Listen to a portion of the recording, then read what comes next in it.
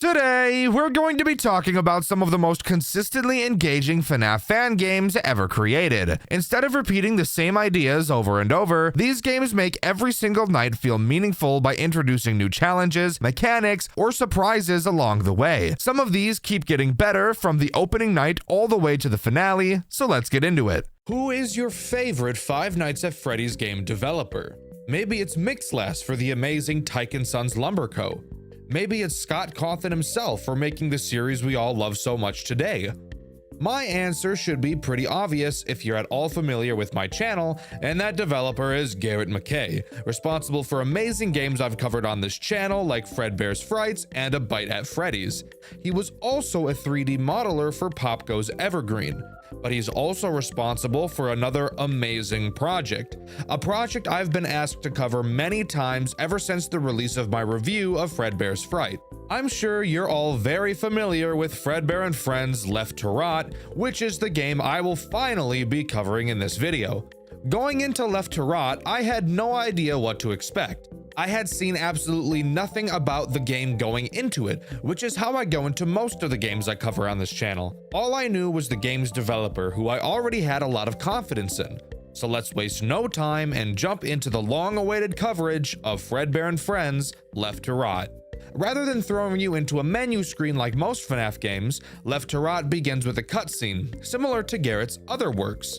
This cutscene appears to be an instruction tape, informing workers how to switch from the old Fredbear and Spring Bonnie animatronics over to the new and improved Freddy and Bonnie.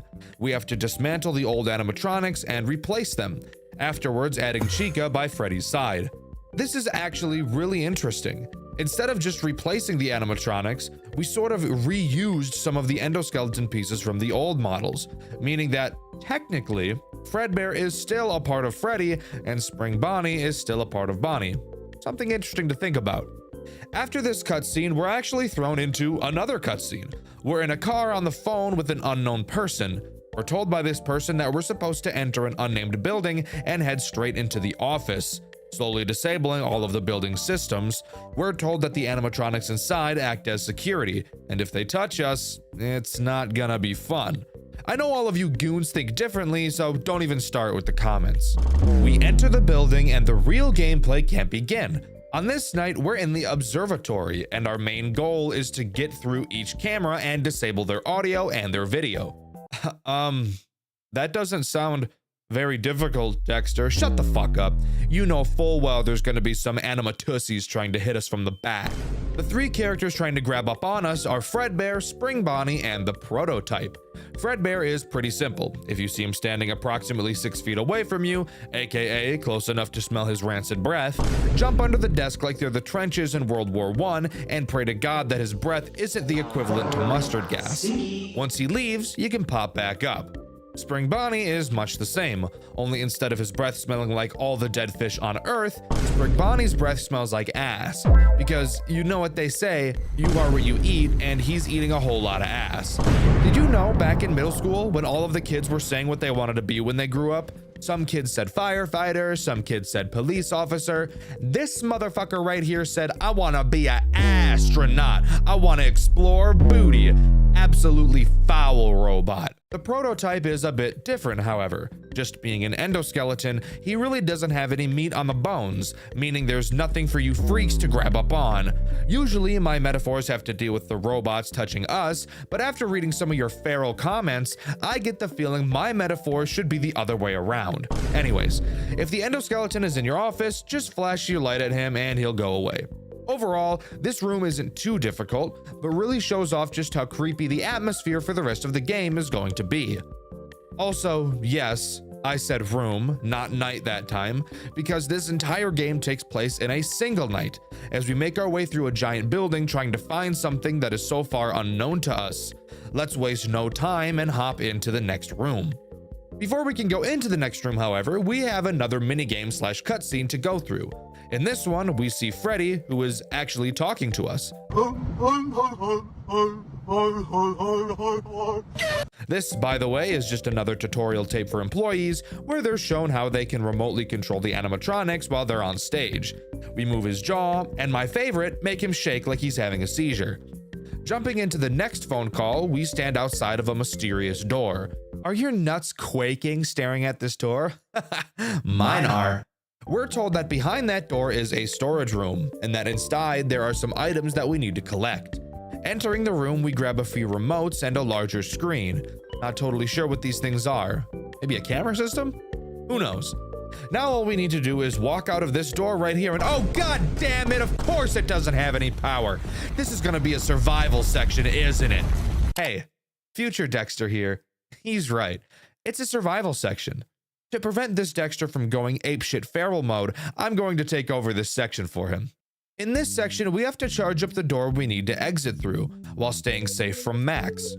Who the fuck is Max, I hear you asking? I have no idea.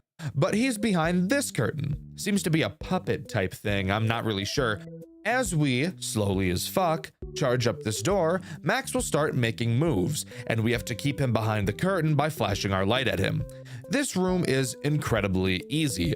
Max does not move very fast, and even though the door takes about 2 decades to charge, you won't really ever feel in danger throughout. Going through the dark doorway, we continue. Before entering the next room, we have to interact with yet another tape. This one teaches us how to test arcade machines. We have to play 2 fuck-ass minigames that I hate in order to continue. The first game where you play as Spring Bonnie in space, having to shoot little Bonnies at pizza to defend who the fuck knows what. This game takes so goddamn long to complete. I'm actually getting sick to my stomach even thinking about it. The second game we have to test is an interesting one, to say the least. We play as Sneaky Guy. Who the fuck is Sneaky Guy? I don't know. All you do in this game is run around aimlessly through rooms until the game just shits itself. Thank you, Fredbear and Friends Left to Rot. What a great use of my time. After that, we immediately enter test room 1, which is just a child's bedroom. A little weird why that would be a test room, but we're going to pretend like that isn't incredibly alarming. The guy on the phone tells us that he's not entirely sure what's actually in this room for us to collect. But before he can say anything else, the phone call goes to static and cuts out, leaving us alone for the very first time. Oh shit, guys, I just pissed the bed. Editor, can you bring a mop please and clean up the piss mess all over the fucking bed? Thank you so much. I'm sorry. I know this is such a big pissy mess, but I don't know what happened to me. Usually I'm better at this. I mean, look at this mess. It's got to be at least a gallon or 2. Thank you, editor. I apologize for this disgusting inconvenience. You can leave now. Thank you again. Sorry about that, guys. Let's just talk about the room now. In this room, the goal is to pry open this vent, slowly as fuck. While we're trying to open this vent, we're being attacked by 2 animatronics of which I don't know the names of, so for the sake of this section, I will be calling them Freak Bob number 1 and Freak Bob number 2. Freak Bob number 1 attacks from the door to the room that's in front of you when the night begins. He will appear at random in the doorway, making a sound cue to let you know he's there. All you have to do is quickly whip around and flash him. With your light, not your genitals. Fucking weirdo. You also have to make sure that Freak Bob number 1's toy stays wound up. If you don't, Freak Bob number 1 himself is going to get wound up. Sexual style. And it's not going to be very fun for you. Freak Bob number 2 is pretty much a nerfed version of Freak Bob number 1, being at your closet door instead. If you hear him, flash your light at him and he'll piss off. No toy to crank, very simple. The only struggle to this room is actually not falling asleep while you wait for this slow ass, fuck ass, dumb ass, stupid ass, fuck vent to open. Alright, pause. Time for me to cut in. This last Dexter was supposed to stay calm, but apparently he couldn't do it either. So hi, I'm Dexter number 3, and I'll be taking over from here. Shoo, now, get out. Thank you. Alright, where were we? Oh yes. Once the vent has been pried open, you're safe to crawl through and move on to the next room.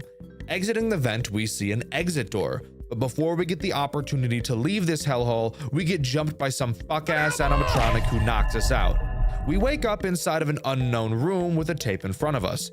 Playing it, we find it's one of the tapes heard in Five Nights at Freddy's 3, teaching us how to climb in and out of Springlock costumes. Oh no, this is about to be bad. After listening to the tape, we go over to a Fredbear costume and open it up.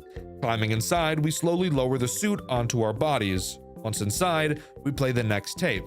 As the phone guy tells us not to breathe on the spring locks, we immediately start breathing on the spring locks. This is F student behavior right here, by the way. Of course, we die, and now's the time I should say that this is definitely not our player in this cutscene. I say that because after this death, we enter test room 2. Oh boy. Test room 2. How I hate you. In test room 2, the most immediate threat is the toxicity of the room we are in. Freddy, Bonnie, Chica, and Foxy have been literally ripping ass and hotboxing this room for the last 12 years, and without a gas mask, we will soon die because of it. Luckily for us, we have a gas mask. Putting it on decreases our toxicity level, but whenever the mask is off, it will very quickly begin to climb back up. Dexter, that doesn't sound too bad. Shut the hell up. I haven't even started talking about the animatronics in this godforsaken room yet. Let's start with Freddy and Chica, shall we? These two work pretty much exactly the same, with only one small difference. Freddy and Chica will enter your vents in an attempt to get to you. When you see them in your vents via your cameras, you will have to temporarily disable the fans in those vents to gas them out and make them leave. However, when you disable a vent fan, your toxicity will increase dramatically faster than you can handle, so you need to make sure you're listening for the vent sound cue to let you know they left so that you can quickly turn the fans back on. I said there was a difference between Freddy and Chica, and the only difference is that Freddy is goated and you'll be able to see him in the hallway, giving you a better warning as to when he's about to enter your vent. Bonnie is the next annoying character, so let's talk about him. Bonnie will appear behind you in your window. When you see him, he will lean in real close to give you a kiss. Now pause. While you may feel enticed to reciprocate, I would advise against that. Little did you know, Bonnie doesn't know what a toothbrush is. So unless you're the most disgusting human being on the planet, kissing someone like that probably isn't the best idea. When Bonnie leans in, what you should be doing instead is putting your gas mask on, which scares him away for some reason. Maybe it's because he took the hint that you don't want to kiss him. That's my best guess. But now, we need to talk about the behemoth, Foxy. Allow me to keep my composure when I say this. This is fucking bullshit! Fuck this stupid ass, fuck ass, dumb ass, bitch ass, dunce ass fox! God damn, I'm gonna give a brother an aneurysm with this dick! Alright, I said it. I've tried to fight the demons throughout this entire video, but I just can't anymore. I guess I'm not allowed to just be calm and do a normal review without freaking out and losing my goddamn mind. This second test room broke me. This second test room is the bane of my existence. I cannot stand it. Foxy will appear in your hallway. When he does, you need to shut off the power to your office, which means no checking cameras, no blocking vents, and my favorite, no turning around to check on Bonnie. Why are you doing this to me, game? What did I do to you? Garrett, look at me. Look at me with my fucking eyes right now. What happened to you? What did someone do to you to make you design something so absolutely foul, devious, and soul degrading? I cannot describe how angry I am at this room. You can see my reaction over on my second channel, Dexter Black. When you have to turn the lights off, you have to do so for such a long time. Enough time to take a nap. Fuck it, right? Why not? And how long do you have to deal with this shit ass cycle for? 6 minutes. 6 soul-sucking fuck-ass minutes. I was so close to ripping out my pubic hair with my teeth while suffering through this horrendous room. 6 minutes doesn't sound like a long time, but trust me, this is the longest 6 minutes I've ever been through, especially when I died at 5 minutes about 100 times. I'm drained, completely drained. I don't know if I can continue writing about this game. I don't know if I can complete it. Not so bad when you listen. You know, maybe if you listen more often, people wouldn't call you butt as fuck. Oh my god, that noise scared the fuck out of me, but I did it. Damn, half an hour on that bullshit. I did it. God, it is real. Thank God. I thought I'd never escape that bullshit. Oh my god, this is making me want to go outside and appreciate life. Fuck FNAF, fuck YouTube, I need to be out in nature. No, actually, scratch that. Women are outside, and women are scary. Let's stay inside where it's safe and no woman would ever go. And continue. to the next cutscene. The next cutscene has us learn how to clean a fursuit, something Cord Kitty should have taken notes on. Freaky fuck. After cleaning the suit, we're thrown into the final test, which is unironically my favorite section in this entire game. During this final test, we have to send what the game calls the suit into the office. This suit will move around the cameras, and whenever we see him without his eyes glowing, we need to press the return button. After doing this about 5 times, the final test is over. Congrats, you've just beaten— Nah, I'm just fucking with you. Of course there's more than that. On top of the suit, we have a few other threats to deal with. Let's start with the Lil Bonnie. Side note, I know these guys have actual names, but I think Lil Bonnie sounds better, so kick rocks. Lil Bonnie will occasionally pop into your office. When he does, all you have to do is use the jumper cables on your desk to shock his nipples and scare him away. Lil Freddy is probably my favorite character in this entire game, however. He will occasionally appear in your window. You'll notice a piece of paper on the window as well. When you see Lil Freddy, you'll have to move the paper to cover his eyes so he can't see you, confirming that Freddy has no object permanence. Lil Golden Freddy is the last character to talk about. He can jump in front of your cameras, fucking them up. And when you see him doing this, all you have to do is reboot the cameras and it's GG easy. After moving the suit successfully to the office, the power goes out, and it looks like Golden Freddy appears in front of us. We try desperately to use a remote control to shock him, but it doesn't work. He lunges at us, cutting to black. We cut back to see the bathroom camera from 5 Nights at Freddy's 1, and Golden Freddy waving us into the female restroom for some reason. A little bit of a creep freak, if you ask me. Shortly after, he kind of just stares at the camera all weird like, before we're shown we got the tragic ending. Endings? Oh no. So, in my playthrough on Dexter Black, for some reason I never got the other endings. I have no idea why. I have no idea what's wrong with me, but don't worry, I'll cover them here. Just know that from this point forward, all the footage you will see is from Dice Games. Thank you for actually completing this game, Dice, like I didn't do for some reason. Before I cover all the endings, I need to quickly talk about Insane Mode, found in the Extras menu. It's a much more challenging version of Test Room 2, which, fuck that. No way in hell I'm even thinking about touching that bullshit, and I didn't on my playthrough on Dexter Black either. Maybe that's the reason I never got the other endings. Anyways, after beating Insane Mode, we're greeted to what looks to be Freak Bob number 2 from Test Room 1 lying on the ground. The guy on the phone apologizes and says that they will soon go after Afton. We're shown a piece of paper that reads the following. Experiment number 3 notes. Experiment number 3 tests the binding effects of the high energy substance variable to surfaces larger than those in experiments 1 and 2. As the surface variable increases in size, the energy output decreases only slightly. The surface tested on for this experiment was the Mouseki version 2 animatronic. It is unknown whether the results were influenced by integrated motor components of the surface. 2 more experiments will be necessary to evaluate for bias. Experiment overall successful. More details in the experiment log. As some people are aware, Garrett McKay's games are connected. In this note is a reference to Mouseki from Fredbear's Fright. It appears that Freak Bob number 2 might actually just be an earlier version of Mouseki. Now, back to ending grinding. Going all the way back to the phone call before the storage room section, if instead of going straight into the storage room like I did, you instead can turn left and you'll find a safe. Inputting the code 321975, the safe will open and you'll be able to take a small remote out. Using this remote, we can go back to the final test room and use that remote to shock the suit as it enters our office, fucking its shit up, making it get its jiggy on, giving us the good ending. We're greeted to a final cutscene where we box up Fredbear and Spring Bonnie for good, and we're told that because of William Afton, the company has to be sold and the building will be locked up forever. Now's the time where I need to talk about Custom Night. Usually I never talk about custom nights in my reviews, but the custom night in this game is actually very important.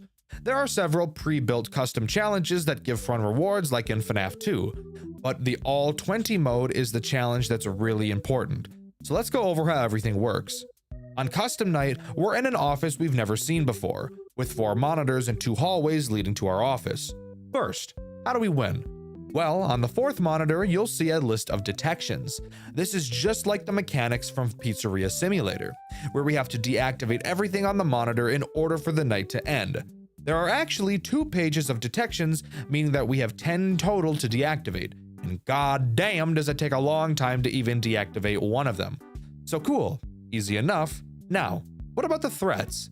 Let's start with Timothy, or as we've been calling him, Freak Bob number 2. Timothy will appear in the right hallway of your office. When you see him there, you'll have to use your hyper flash to scare him off. Next up is the prototype. He's pretty similar to Freak Bob number 2.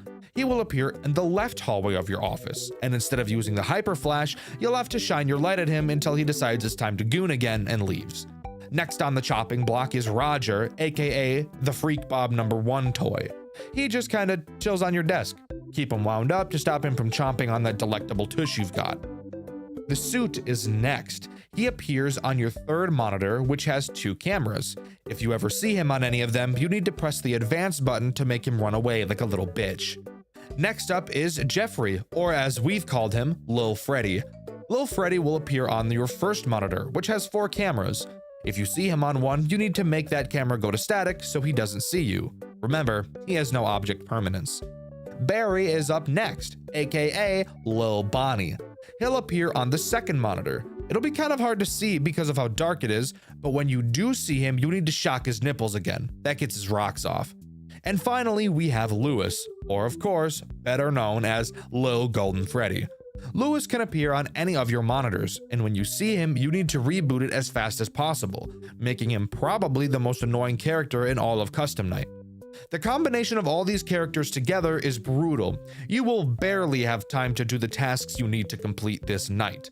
I, of course, have not beaten all 20 mode because I value my sanity, but to anyone who has beaten this like Dice Games, congrats because this is nuts. After completing 720 mode, you unlock access to a final minigame. You play as a character in black inside of one of the pizzerias. You turn off the power to the building and get inside of a Fredbear costume and go to the office to, quote, find the intruder. Once in the office, you grab the security guard and drag him away, giving us the getaway ending, with text displayed on screen stating no one will believe him. We also get a little creep shot of a foot that I know you guys are wanting to give a quick lick. Don't even lie. I actually have a small theory that this minigame shows what really happened in the final test room of this game.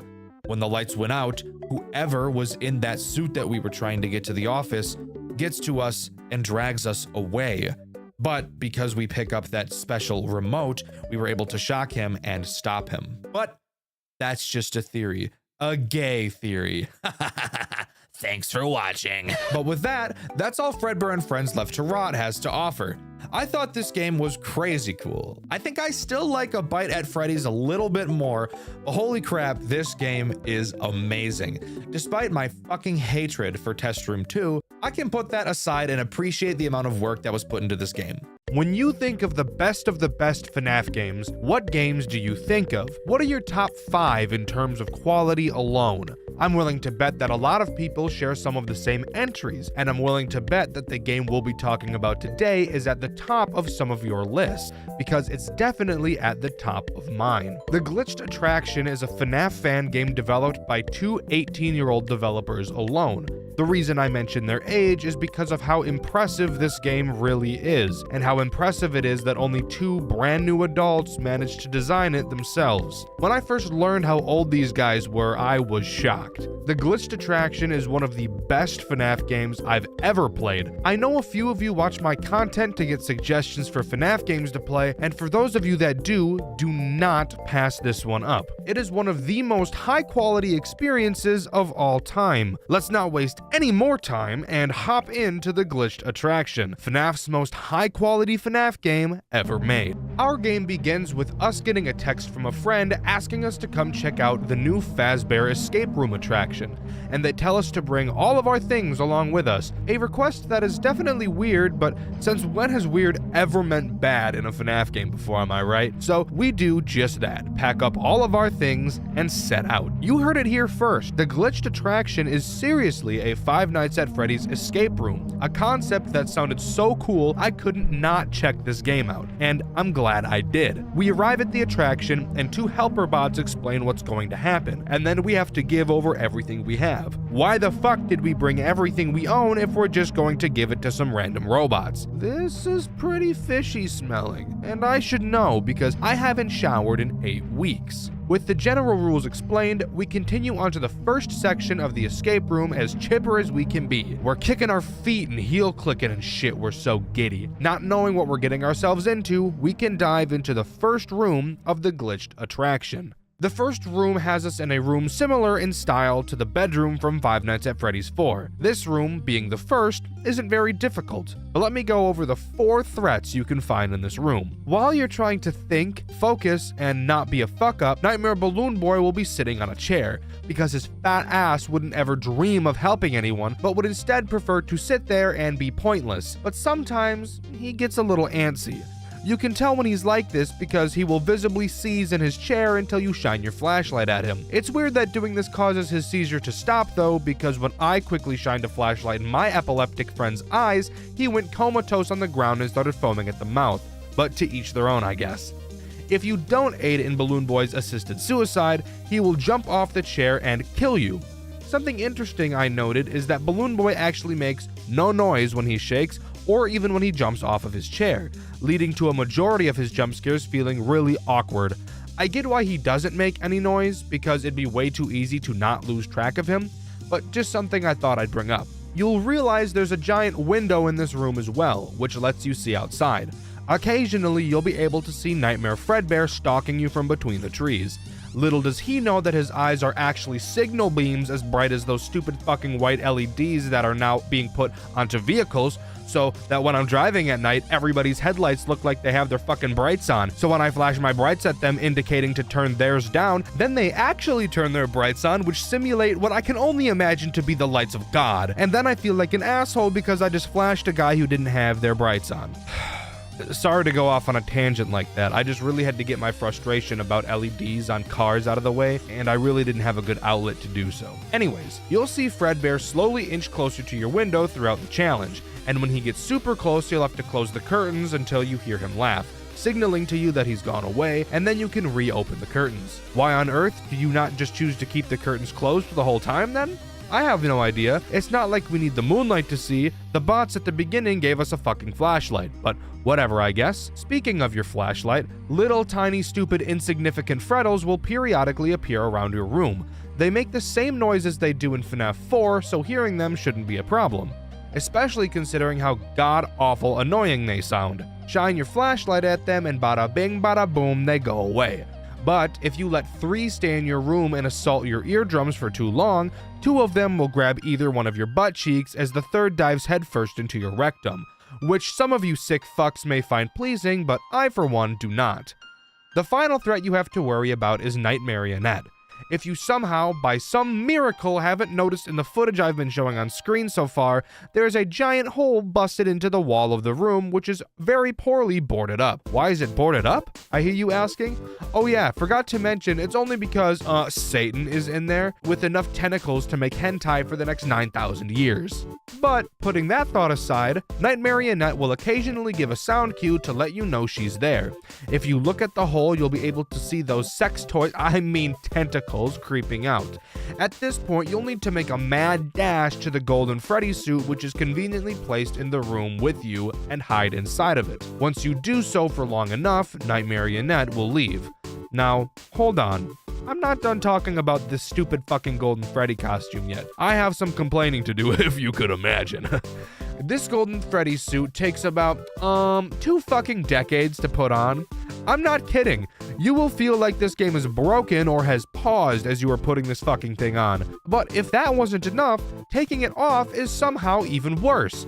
Rather than just exiting the costume, instead, the game thought it would be a great idea to have you teleport out of the costume, where you think you'd be able to continue moving around and interacting with things. But no, that'd be too convenient. Instead, once you teleport out of the costume, you have to just stand there for about 4 seconds doing absolutely nothing. No moving, no using your flashlight, just standing there like a dunce as time still passes around you. While in the Golden Freddy costume, did you happen to notice that Balloon Boy was tweaking out? Okay, cool. Night Marionette's gone. Let's quickly exit the costume and flash Balloon Boy. Oh wait! Instead of flashing Balloon Boy, i.e. saving your own life, let's instead stand there like we have an iron deficiency for 5 fucking minutes as Balloon Boy twerks his fat jiggly ass all over his goddamn chair.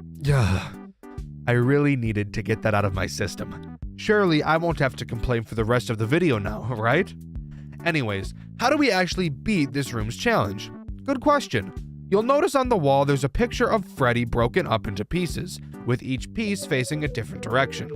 You can turn each piece in order to make the picture look normal again, but you'll notice that one of the pieces is missing. On the dresser, you'll see the FNAF 4 box that Scott Cawthon wiped his ass with. Of course, it has 2 locks. You can find one of the keys to the locks in a drawer on the dresser, and the other key in the drawer of your nightstand. Using both of these keys to unlock the locks on the box, bars, opens it, revealing the last piece of the Freddy puzzle. You can take that piece and put it back in place to finish the puzzle, revealing a 6-digit code. Quick tip, this number is randomized every time you play it, so no fast speed running for you, sucker. Going back to the nightstand, you can open a door to reveal a safe. You punch that 6-digit code into the safe, open it, and find a hammer. You can then use this hammer to take the nails off the wooden boards covering the closet door, then open the closet door and escape the bedroom. Do keep in mind that as you are trying to do this, you are getting fucked from all angles by about 179 different pieces of fuck. But overall, I think this is by far the easiest room to complete, which is probably how it should be given the fact that we have a lot more rooms to go through. Speaking of, let's get to the next one. The next room is much larger than the previous. This time there are only 3 threats: Toy Chica, Mangle, and the Cupcake. This room is basically a big circle. Chica will walk around the circle patrolling for you.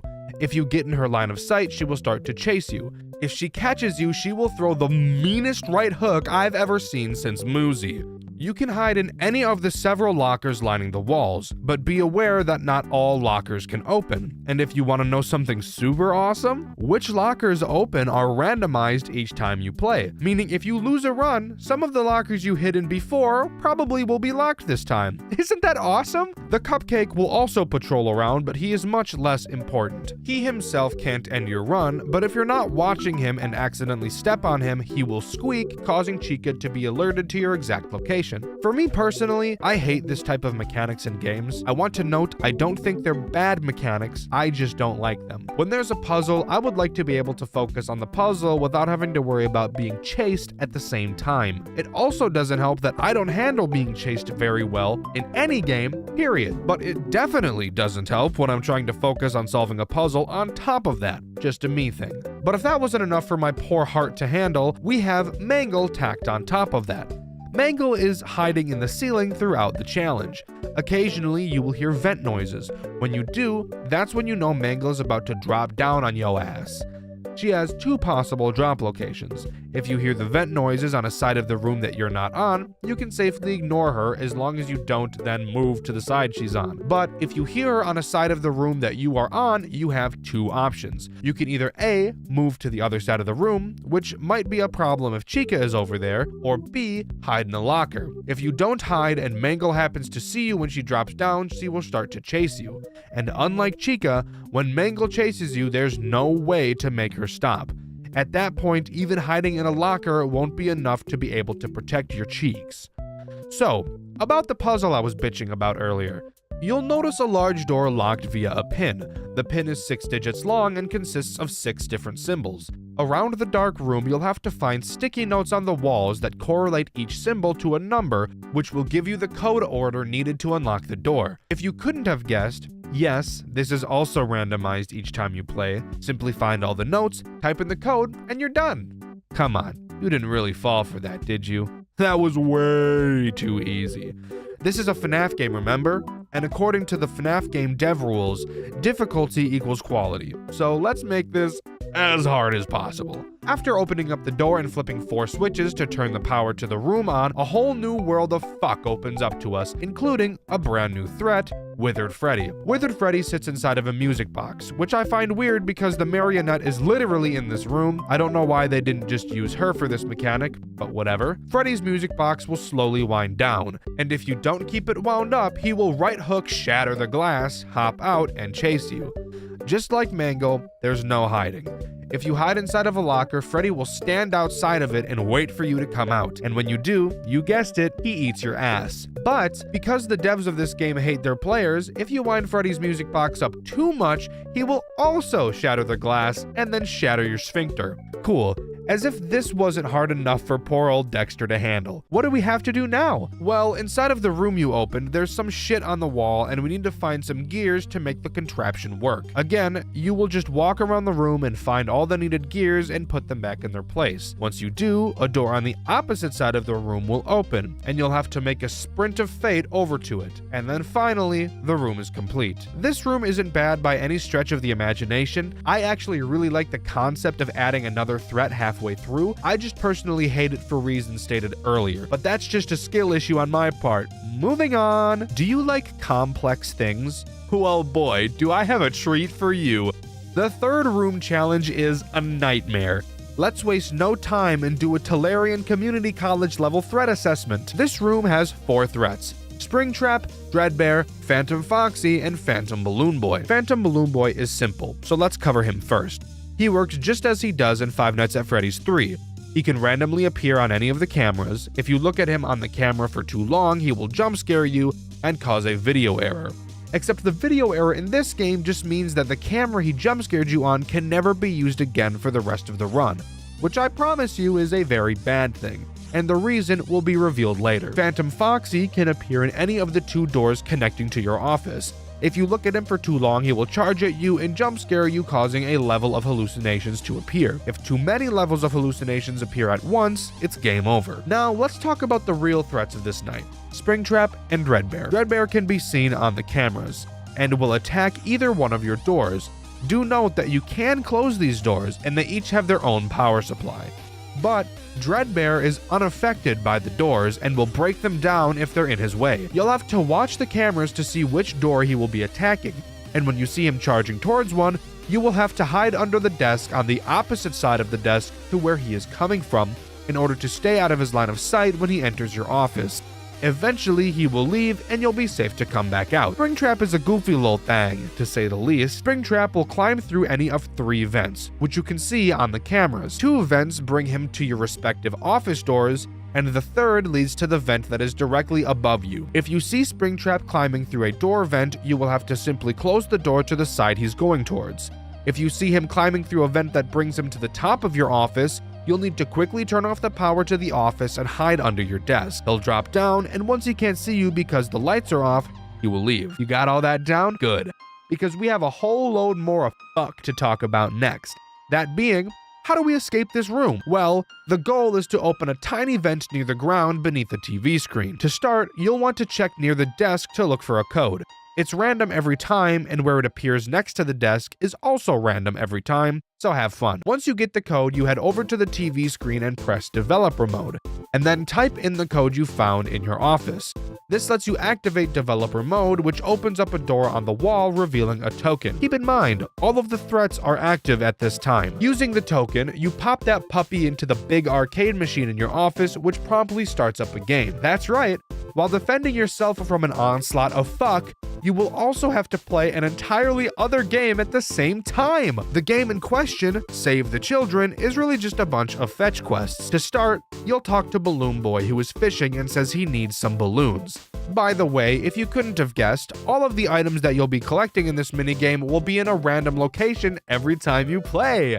Because God hates you. When you bring the balloons back to Balloon Boy, he will give you one of the fish he caught. Then you need to find Old Man Consequences and give him the fish, since the pond he's fishing in doesn't have any. Once you give him the fish, he gives you a lily pad for some fucking reason. Don't question it. We don't have time to question it because I neglected to mention there's a fire spreading through the building as you're escaping, and if you take too long, it will reach your office and kill you. No, I'm not joking. Oh, and again, Keep in mind, all of the threats I mentioned are still pulverizing your butthole. Once you have the lily pad, you'll take it back to Balloon Boy's pond and use it as a bridge to talk to this fucking robot thing. The robot says its watch is broken, so fuck you, go look for a clock. Once you find the clock and bring it back to the robot, he gives you a penguin, I think is what that thing is. Then you take the penguin over to Lolbit, who gives you a key to unlock a gate, which then leads you to an area where you need to unlock another gate. Yes, this minigame is still happening right now. You spelunk into a cave and talk to some dude who thinks the cave is too dark. You then have to leave the cave and go look for a torch, head all the way back and give the torch to him. He will then give you a key to unlock the other gate. And when you do, you'll exit the area, leading to a William Afton cutscene where he goes sicko mode inside of his Springlock suit. And finally, you have to sit there and wait as the game reboots. Again, we're on a time crunch, so your butthole will probably be puckered at this point. Again, threats are still up the wazoo right now, so don't get comfortable. Once the system reboots, you'll get another 5-digit code which you can use to unlock a box on the office desk, which reveals a key. You then use the key on a keyhole in the fucking wall for some reason, and at this point, no matter how much time you have left, the game will start to count down from 6. Once the fire reaches your office, the small vent I mentioned at the beginning of this room will finally open, and you'll be free to crawl through it, but not before Springtrap lunges out and grabs your ankle with lust in his eyes and shit. You quickly close the vent and decapitate that bitch, and finally, you complete the room. Holy shit, this room gave me a panic attack and made me shart my pants. Shall we begrudgingly move on to the next room? I think so. Let's keep this gravy train rolling. Do you enjoy having headaches? If you do, this next room is for you. Let's go over it together. I'll hold your hand. This room is made up of 2 hallways, 2 windows, and a bunch of screens, a small elevator, and a life-size 7-foot-tall circus baby animatronic. The goal of this room is to put baby back together, but I'm getting ahead of myself. Let's first go over the threats this room has to offer. The first threat is Ballora. At times you will hear her music box begin to play. Depending on which side of the room you hear the music coming from, you'll need to go over to that side's hallway and press an electric shock button that will electrify the doorway, shocking Ballora and making her go away. If she gets in, I'm guessing you can figure out what happens next. Ballora is the easiest threat. What else is there? Well, the 2 other threats are Funtime Foxy and Funtime Freddy. Occasionally, you will hear a gurgling sound cue, letting you know something is wrong with either Foxy or Freddy. You will have to run over to the windows and turn on the light to their room to see where they are. Starting with Foxy, if you see him doing the thug shaker on stage, you just press his shock button, and he will go back to how he's supposed to be. Be careful though, if you shock him too many times for no reason, he'll eat your ass like it's an all-you-can-eat buffet. Freddy, on the other hand, is slightly different. His light button doesn't work. Similar to Sister Location, while looking at him, occasionally sparks will fly out of the wires in his room, briefly illuminating. In this small window of time, you'll be able to see where Freddy is located. He will slowly make his way towards the window, and if he gets too close, you guessed it, ass in his mouth, eating it like a cupcake. If you see Freddy getting too close for comfort, you press the tape symbol button, which will make Bon Bon tell Freddy to get the fuck back on stage. And he promptly will. Again, like Foxy, if you push the tape button too many times for no reason, it's time for the bite of 87 on your asshole. Now, back to putting Baby back together to complete the night. You'll notice that Baby is missing both arms and both legs. The first thing you'll need to do is find the Baby chip hidden on the desk somewhere and plug it into the monitor. For some reason, we don't plug it into a computer, but I guess that's not really important now, is it? Once the monitor comes on, we need to call for Baby's different pieces, starting with her arm. The general goal is to get each piece of her delivered and then fuse each of them to her body. Before I get to the fusing part of this process, let me bitch about the delivery process. So obviously, delivering the parts will take time, which isn't what we want because, as usual, we're on a timer here. And because of it, the devs thought it would be oh so funny to have some of the pieces come in broken. And once you put them on and try to fuse them, only then it will tell you it is broken and won't work. And you'll have to take the piece back off, return it, which also takes time, and then order and wait for another piece to be delivered. Why was this necessary, guys? What neuron fired off in your brain that made you think, how can I be Satan today? Anyways, let's talk about fusing, because this is really where the headache of this challenge comes into play. starting with fusing the head, which for some reason wasn't already fused on, even though the challenge started with her head already being on her body. In order to fuse Baby's body parts back to her torso, you have to complete a small minigame. For her head, it's basically just Simon Says, but with numbers instead of colors. But don't worry, the devs weren't just being nice and thinking about colorblind people. We'll get to that in just a minute. This is by far the easiest and least time-consuming part to fuse, but if you mess up a pattern once, you'll have to completely restart the head fusing process. Let's move on to her arms. The minigame for both arms are the same. The goal of this minigame is to divert power from the left side of the screen to the right. You do this by turning a bunch of 90-degree lines and 180-degree lines in order to make a consistent path from left to right. This sounds easy, but holy fucking shit, knowing you're on a time crunch and dealing with 30 pounds of dick in your ass at the same time definitely doesn't make this a smooth process.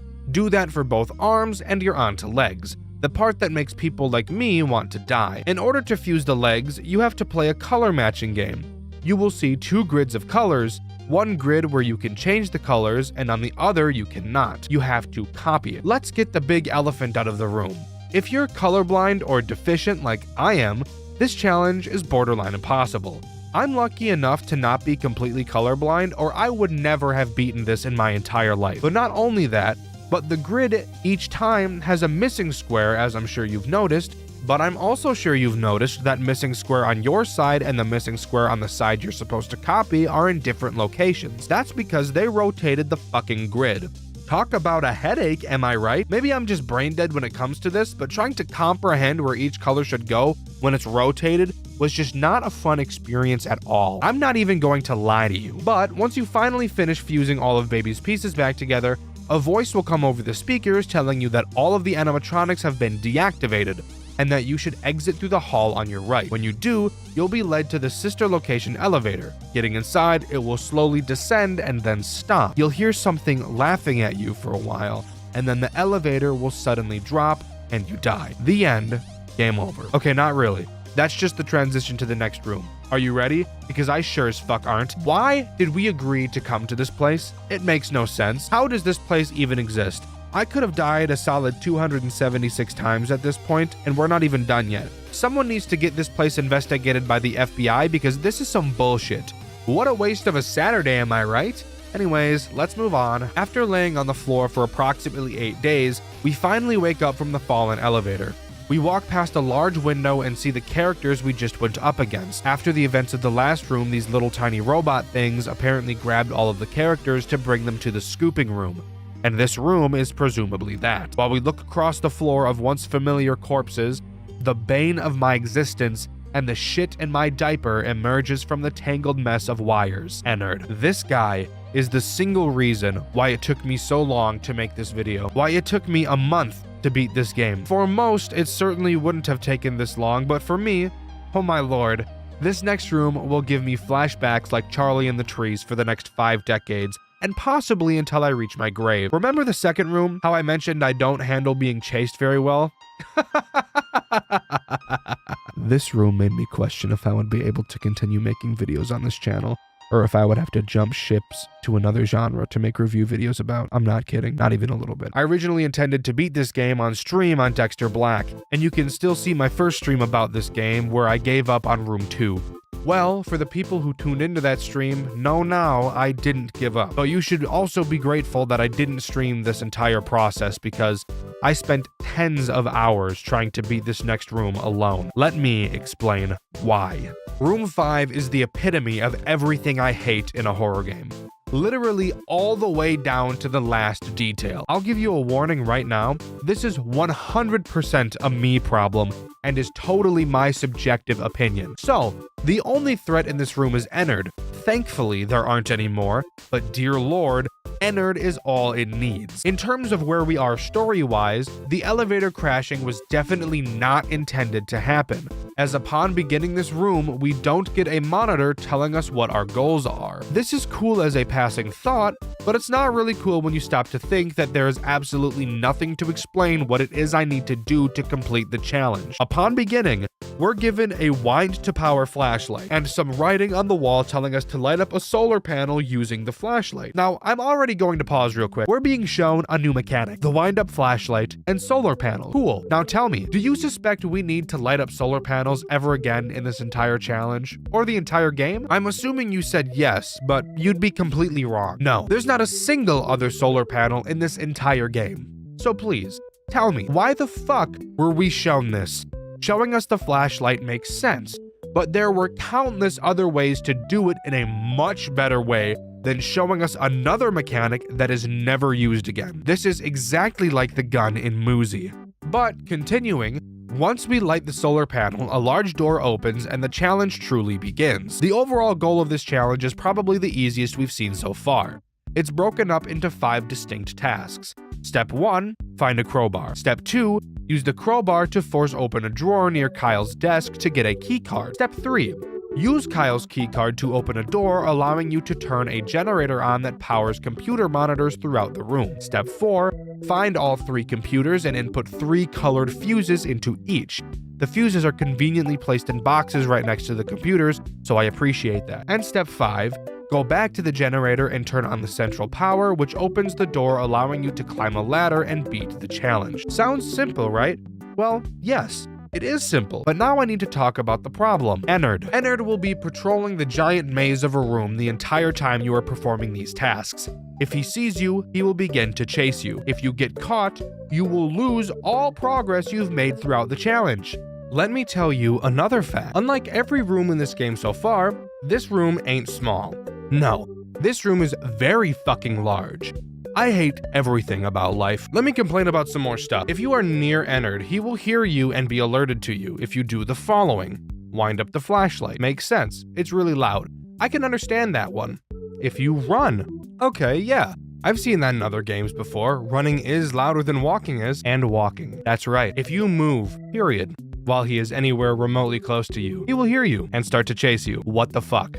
And once he starts chasing you, there's only 2 ways to get him to stop. The devs must have been smoking crack and playing Dead by Daylight while they were designing this section, because one of the methods used to escape an Ennard chase is by knocking over wood pallets placed around the room. Quickly break the pallets and continue to chase you if you don't hot bottom out of there at light speed. What's the second way of escaping a chase? I hear you asking? Well, it's by stunning Ennard. How do you stun Ennard? I hear you asking again. That's a great question. I have no fucking idea. I'm not joking. I literally have no fucking clue on earth how, on God's green fuck, you're supposed to stun Ennard. How do I know you can stun him?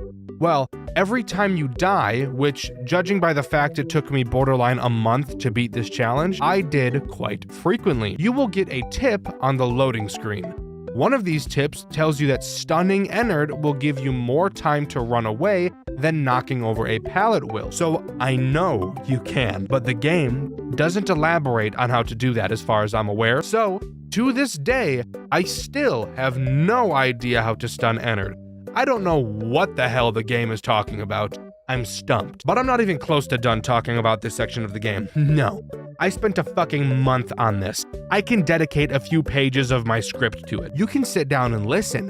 I don't care if this video ends up being an hour long. You see, there is a very large, steaming hot, glaring issue with this challenge in specific. Since it's technically not a part of the canonical attraction, there's no tip screen at the beginning. But with no tip screen, there's no telling anyone fuck about fuck. So, as I said, there are 3 computers around the level. Each computer has a box of fuses with differently colored patterns on them right next to them. Each computer requires 3 different fuses. How do you figure out which fuses go where? Well, at first I looked at the colors of the wires going into the computer. I thought, maybe this will give me a hint as to what I'm supposed to do. So I tried to grab the fuses out of the box, but I couldn't. So then I thought, oh, maybe these aren't the fuses, and the actual fuses are randomly placed around the map. So I went to look. I looked, and I looked, and I looked, but I never found any fuses. Eventually, I died for probably the 48,000th time to see a tip appear on my screen. You won't be able to pick up fuses until you turn on the monitors. You didn't think to tell me that? You didn't think that was important information to give out earlier? This is why we need the fucking tip screen, asshole. But fuck me, whatever, sure. So then I started trying to figure out how to turn the monitors on. I tried seeing if I could press the buttons on the monitors, but that didn't work, so then I decided to try and find something else to do. Eventually, I found a note next to a door mentioning that Kyle leaves a keycard in his desk to open said door. Okay, cool. Something to do has just fallen into my lap. Let's go find Kyle's desk. Luckily for me, desks are in the same location every time you play, so we don't have to worry about those being randomized. After looking for a very long time, because again, I don't handle being chased well at all, it's like I fucking lock up and start freezing. I don't know what's wrong with me, I just can't handle it. So, most of the gameplay boiled down to me moving incredibly slowly and taking way more time than I ever needed to complete this challenge. But that's how I personally had to do this if I wanted to play it myself, which is also why the footage you're watching right now isn't mine. Thank you, Kono and Indie Fuel. I eventually find Kyle's desk to then find another note from Kyle mentioning that you need a crowbar to be able to open his drawer with the keycard in it. Fuck me. So, after searching for another 100 years, I find the crowbar on a desk and use it to open the drawer to get the keycard. 400 hours and 2,000 deaths later, I use the keycard to open the door and find the generator inside. Flip the switch and boom, the computers are now on. Now, 5,000 deaths later, I finally get to the point where I can pick up the fuses and match the correct fuses to the one shown on the screen. After 25,000 deaths, I managed to correctly match the fuses of all 3 computers. Keep in mind, every time I die, I have to completely restart this entire process, all the way back to shining the flashlight at the solar panel. I'm on the verge of death. So finally, I make it back to the generator to turn it on and finish this godforsaken challenge. And I do, expecting the door next to it to open. It doesn't. Come in real close for me. Come in real close. This fucking door needs a separate key that spawns randomly in the level. I'm going to clench my teeth together so hard that they shatter into a fine powder. This right here is what took me the longest. So finally, after 100,000 deaths, I finally get the key to the generator to unlock the door. Come on real close again for me, real close, one more time. Take a guess what's in this room. Is it the exit to let me move on to the next challenge? No, it's just fucking lore. I didn't know this while I was playing. I don't watch videos about the games I play, so I had no idea what was behind this fucking door. I know that's 100% my fault, but dear God, when I tell you how fucking pissed I was when I finally figured out this after hours upon hours of attempts, I was fucking livid. I wish I was recording my attempts so I could show you my reaction. You wanna know what happened after a reasonable crash out in this room? Ennard fucking walked in and killed me, making me start from the beginning again. Once again, I wasn't recording. However, this exact same thing happened to Markiplier, so I'll show you footage of this happening to him instead. Good. I was about to say, if that guy could have come in here, I would have been so mad. How could you ever get me in here? The amount of vulgarities that emerged from my lungs at a speed of Mach 50 in that moment was astronomical, enough to shake trees and shatter the sound barrier. I was fucking livid. But again, I know full well that this entire section, this entire 4 pages of my script is an experience that only I have had. Nobody else on Earth struggled with this challenge as much as I did. Nobody in history has ever spent a calendar month pouring attempts into this section of a game that should only take 20 minutes to complete. I know it's a skill issue, and a very hard skill issue at that, but I could not, under any circumstance, neglect to mention how bullshit of an experience I had. I hope you enjoyed this segment. I eventually found the door to the generator, opened it, and climbed up the ladder into the next challenge of this godforsaken fuck-ass game. From one anxiety attack to another, let's talk about room 6. 6 divided by 2 is 3, and that's how many threats we have to talk about in this level. Awesome segue, Dexter. Thanks, Dexter. The first threat we'll talk about is Molten Freddy. Molten Freddy can appear in one of 2 vents occasionally. When you hear or see him in one, you'll have to break your mouse and spam click a lever in the vent to blind him with a light more powerful than the sun. Every time you flash him, he gets slightly pushed back, which leads to you spending an infuriating amount of time spamming the fucking lever to make him go away. The next threat is Scrap Baby. As I'm sure you've noticed, we're locked inside a fenced area.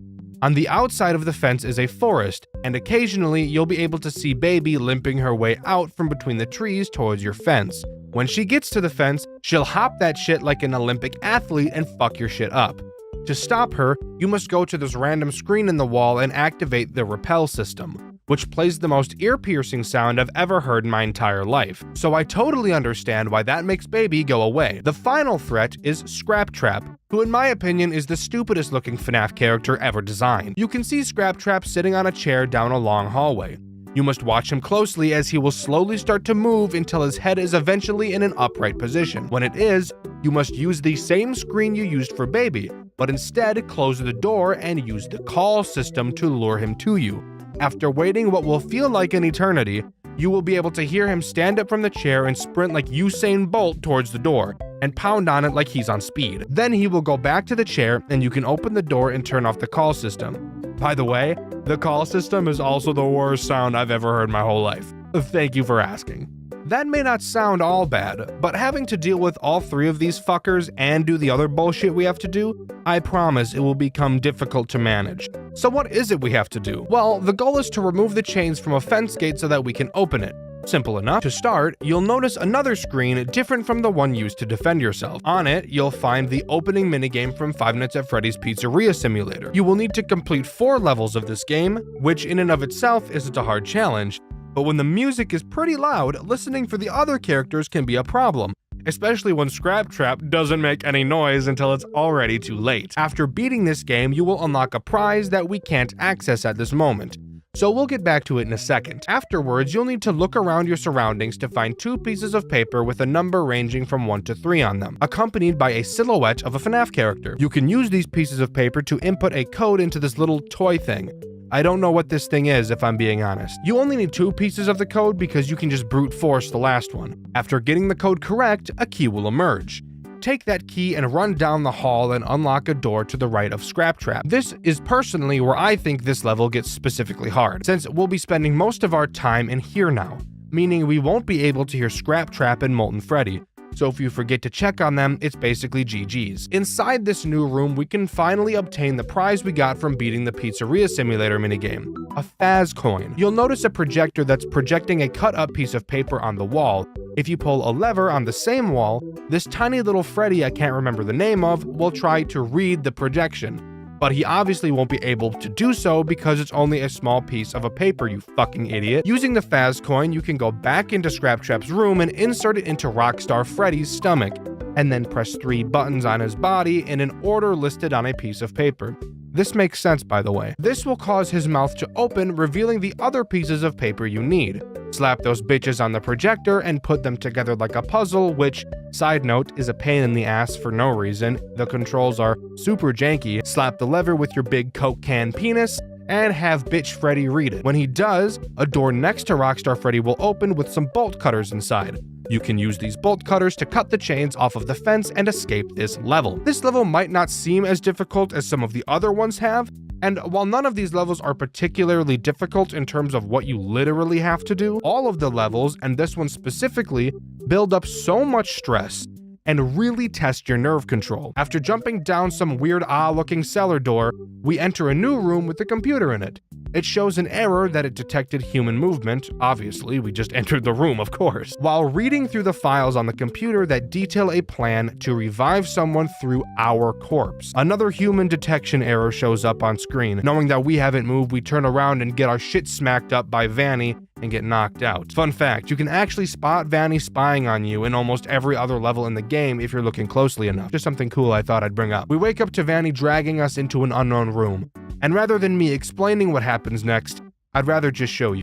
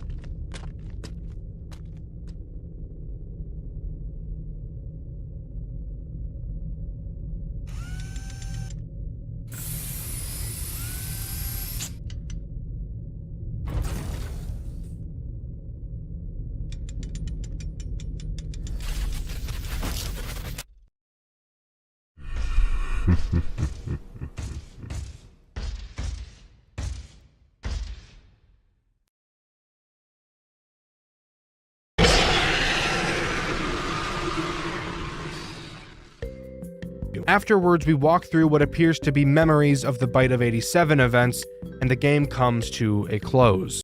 Depravity. Something that plagues several corners of the internet. Whether you like to think about it or not, disgusting people lurk everywhere. They're in every community, interacting with countless people, and in the worst cases, interacting with minors. They corrupt even the most wholesome of communities and snake their way into people's trust. But even the slimiest of snakes get the light shined on their dark desires eventually. And while it may hurt people knowing that someone they looked up to or someone who created something they really enjoyed were one of these snakes, it's always important to remember, though, that a bad apple doesn't always spoil the whole orchard.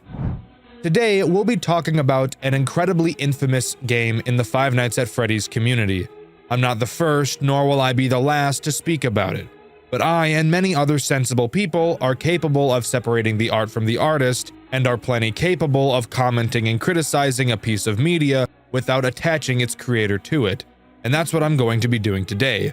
Towards the end of this video, I will also be talking about the creator of this game to give you a better understanding of what he was like before he seemingly left the internet. If things are about to get uncomfortable or depraved, I will give ample warning before we talk about said subjects.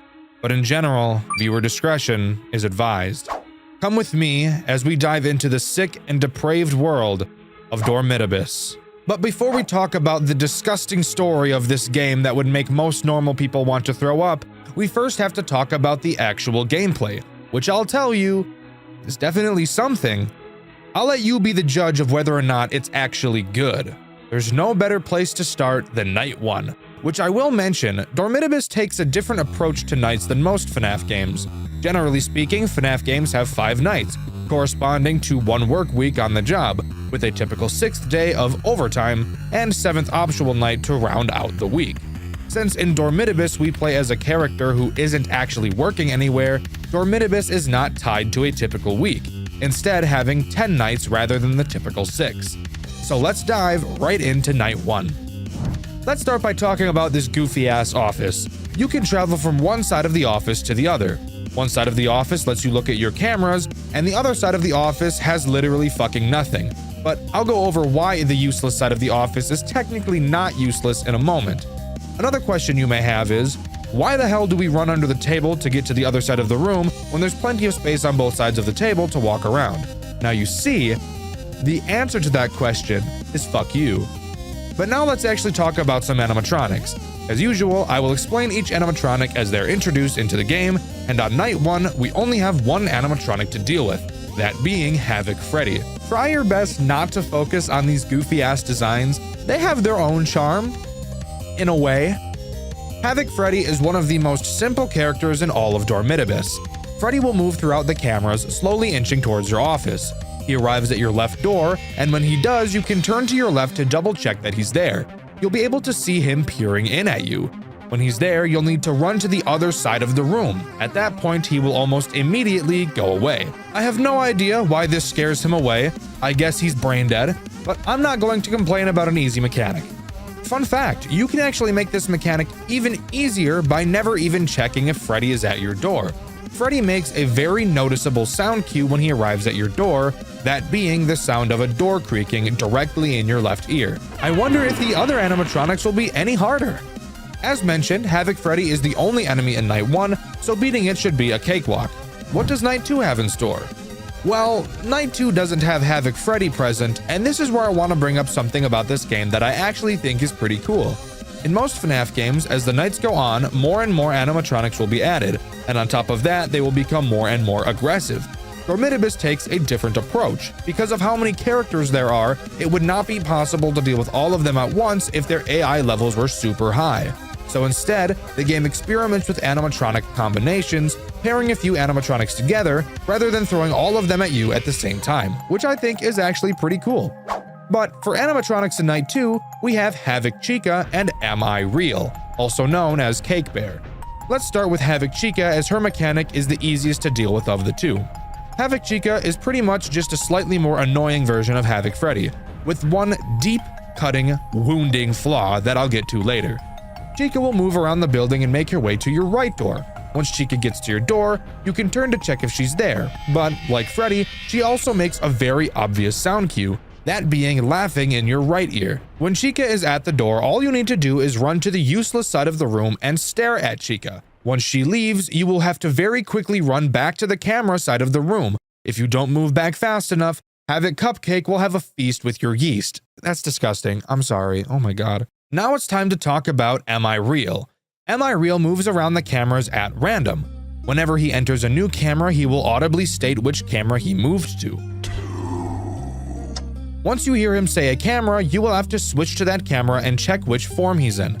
Am I Real has two possible forms, one form being Am I Real, a gross Springtrap looking design, and the other form being Cake Bear, a much more normal Freddy looking design.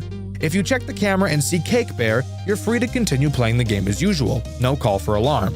However, if you check the camera and you see Am I Real, you will have to stay and stare at that camera for what can feel like at times an entire minute, until Am I Real turns back into Cake Bear. Now, this may sound scary, especially when you think about the fact that in order to run to the other side of the room to avoid Havoc Chica and Freddy, you have to turn the cameras off. But the game knew this would be a problem, so when you shut the cameras off to move to the other side of the room, it will still count as you staring at that camera, meaning that Am I Real will still turn back to Cake Bear even if you're on the other side of the room, as long as the last camera you were looking at was Am I Real's.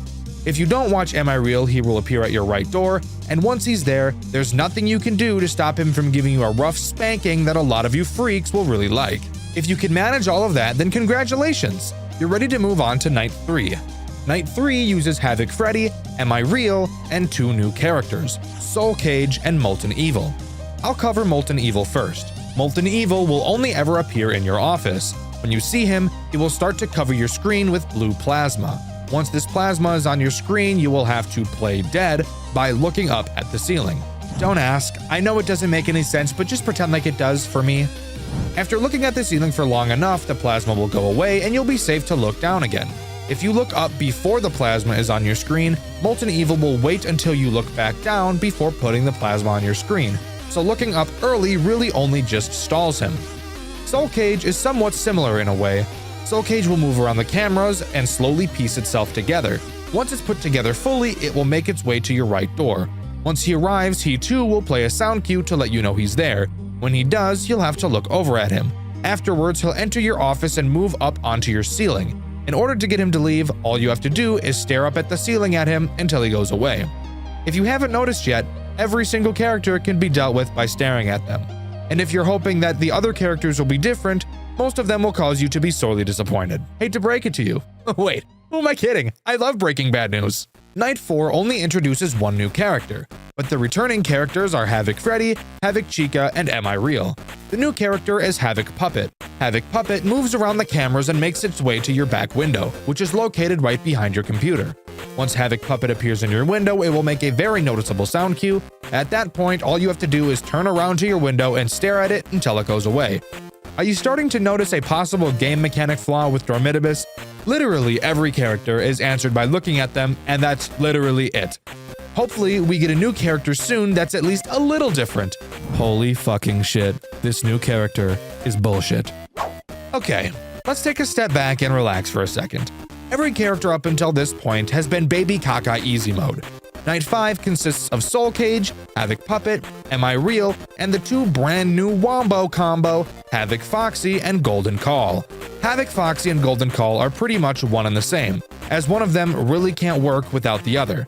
Havoc Foxy is on camera 5, something I thought was weird because the phone guy on this night says that he's on camera 4, which is just flat out wrong, but let's move past that.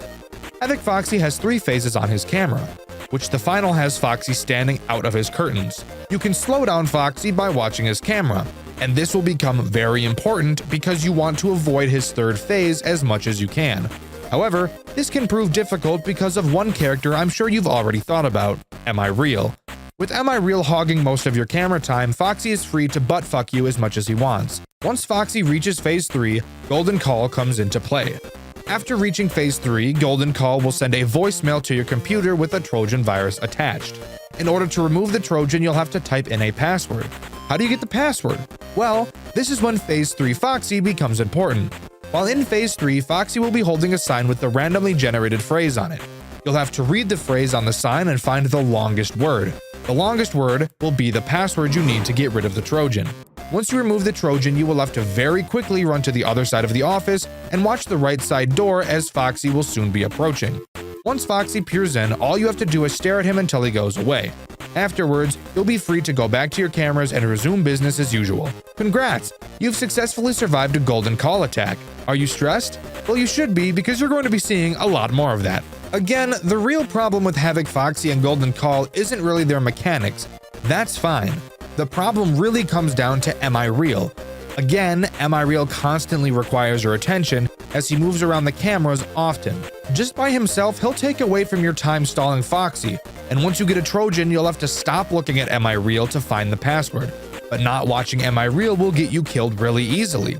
Generally speaking, from my experience, you want to drop everything for Golden Call, get the password in as fast as you can, quickly switch back to Am I Real's camera before running to the other side of the room to watch Foxy.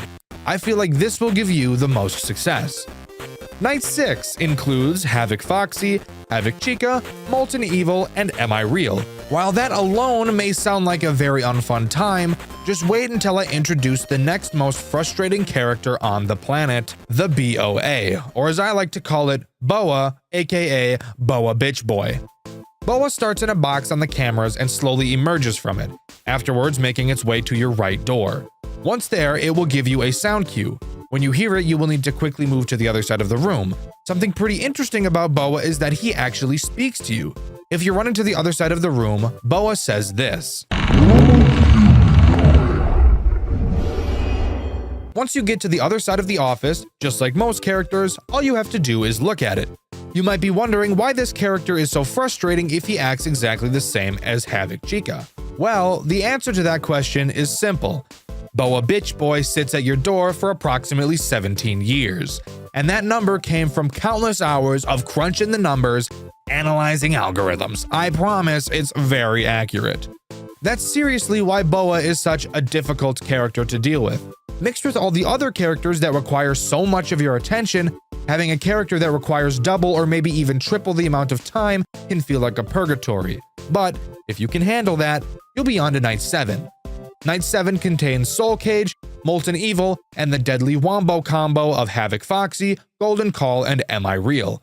No new characters on this night, but I'm sure it's just so that players have some time to find some strategies that can fend off the Butthole Trilogy gang. Night 8 is where this game cranks the dial up to 1,000. While it introduces no new characters, the combo of characters present is enough to make any grown man cry. I know I did. Night 8 consists of Havoc Freddy, Havoc Chica, Havoc Foxy, Golden Call, Am I Real, and the icing on the cake, the Boa. This lineup of characters is actually so disgusting, I find it difficult to use vocabulary fitting enough to describe my disgust. I could dish out 100 vulgarities, and it still wouldn't be enough to portray the feeling of dread you get while trying to beat this night.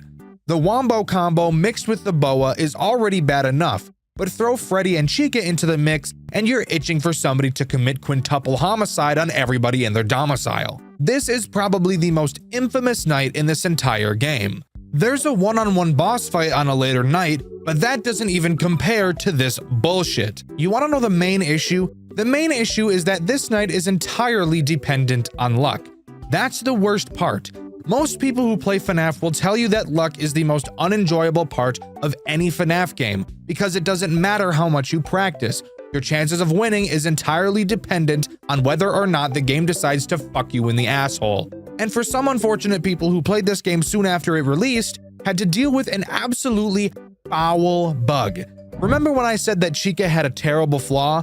This is the time where I get to explain that flaw to you, the viewer. Chica used to have an incredibly glaring bug, that being, you would hear Chica laugh, signaling for you to move to the other side of the office to stare at her. So you do, but as you turn to look at her, she won't be there. Moments later, Nightmare Cupcake would kill you, almost like you ignored Chica altogether, but you know you didn't, and she just didn't appear. This would happen incredibly frequently. Fun fact, it was actually this exact bug that made Dawko give up on this night and skip it. I can only imagine how incredibly frustrating it must have been for players to pour so much time into this night, get to 6 AM, only to then die because Chica decided she didn't want to work. Absolutely foul. I never had to deal with this bug, so it appears to not be a problem anymore, but let me know in the comments if you've experienced the problems with this Havoc Chica bug. If you can somehow manage to keep your sanity intact through night 8, then you can finally move on to night 9. And let me tell you, it will feel incredibly underwhelming because night 8 is so much harder. Night 9 consists of Soul Cage, Havoc Puppet, Havoc Foxy, Golden Call, Molten Evil, and Am I Real? Can you figure out why this night is easier than the previous? Yeah, you're exactly right. It's because the boa isn't there to slam your dick in a car door. I don't have much to say about this night, honestly. The voice acting of the phone call is pretty questionable, but I'll talk more about the phone calls in a while. Night 10, however, I do have something to talk about. Remember how I said one of the nights in this game is a one-on-one boss fight? Yeah, this is that night. You go up against a character you haven't seen before named Garvey. Now, since Garvey is the only animatronic on this night, you may think it's going to be easy. And while I'd say it's still easier than night 8, it's definitely not easy by any means, so get that thought out of your head right now, bucko.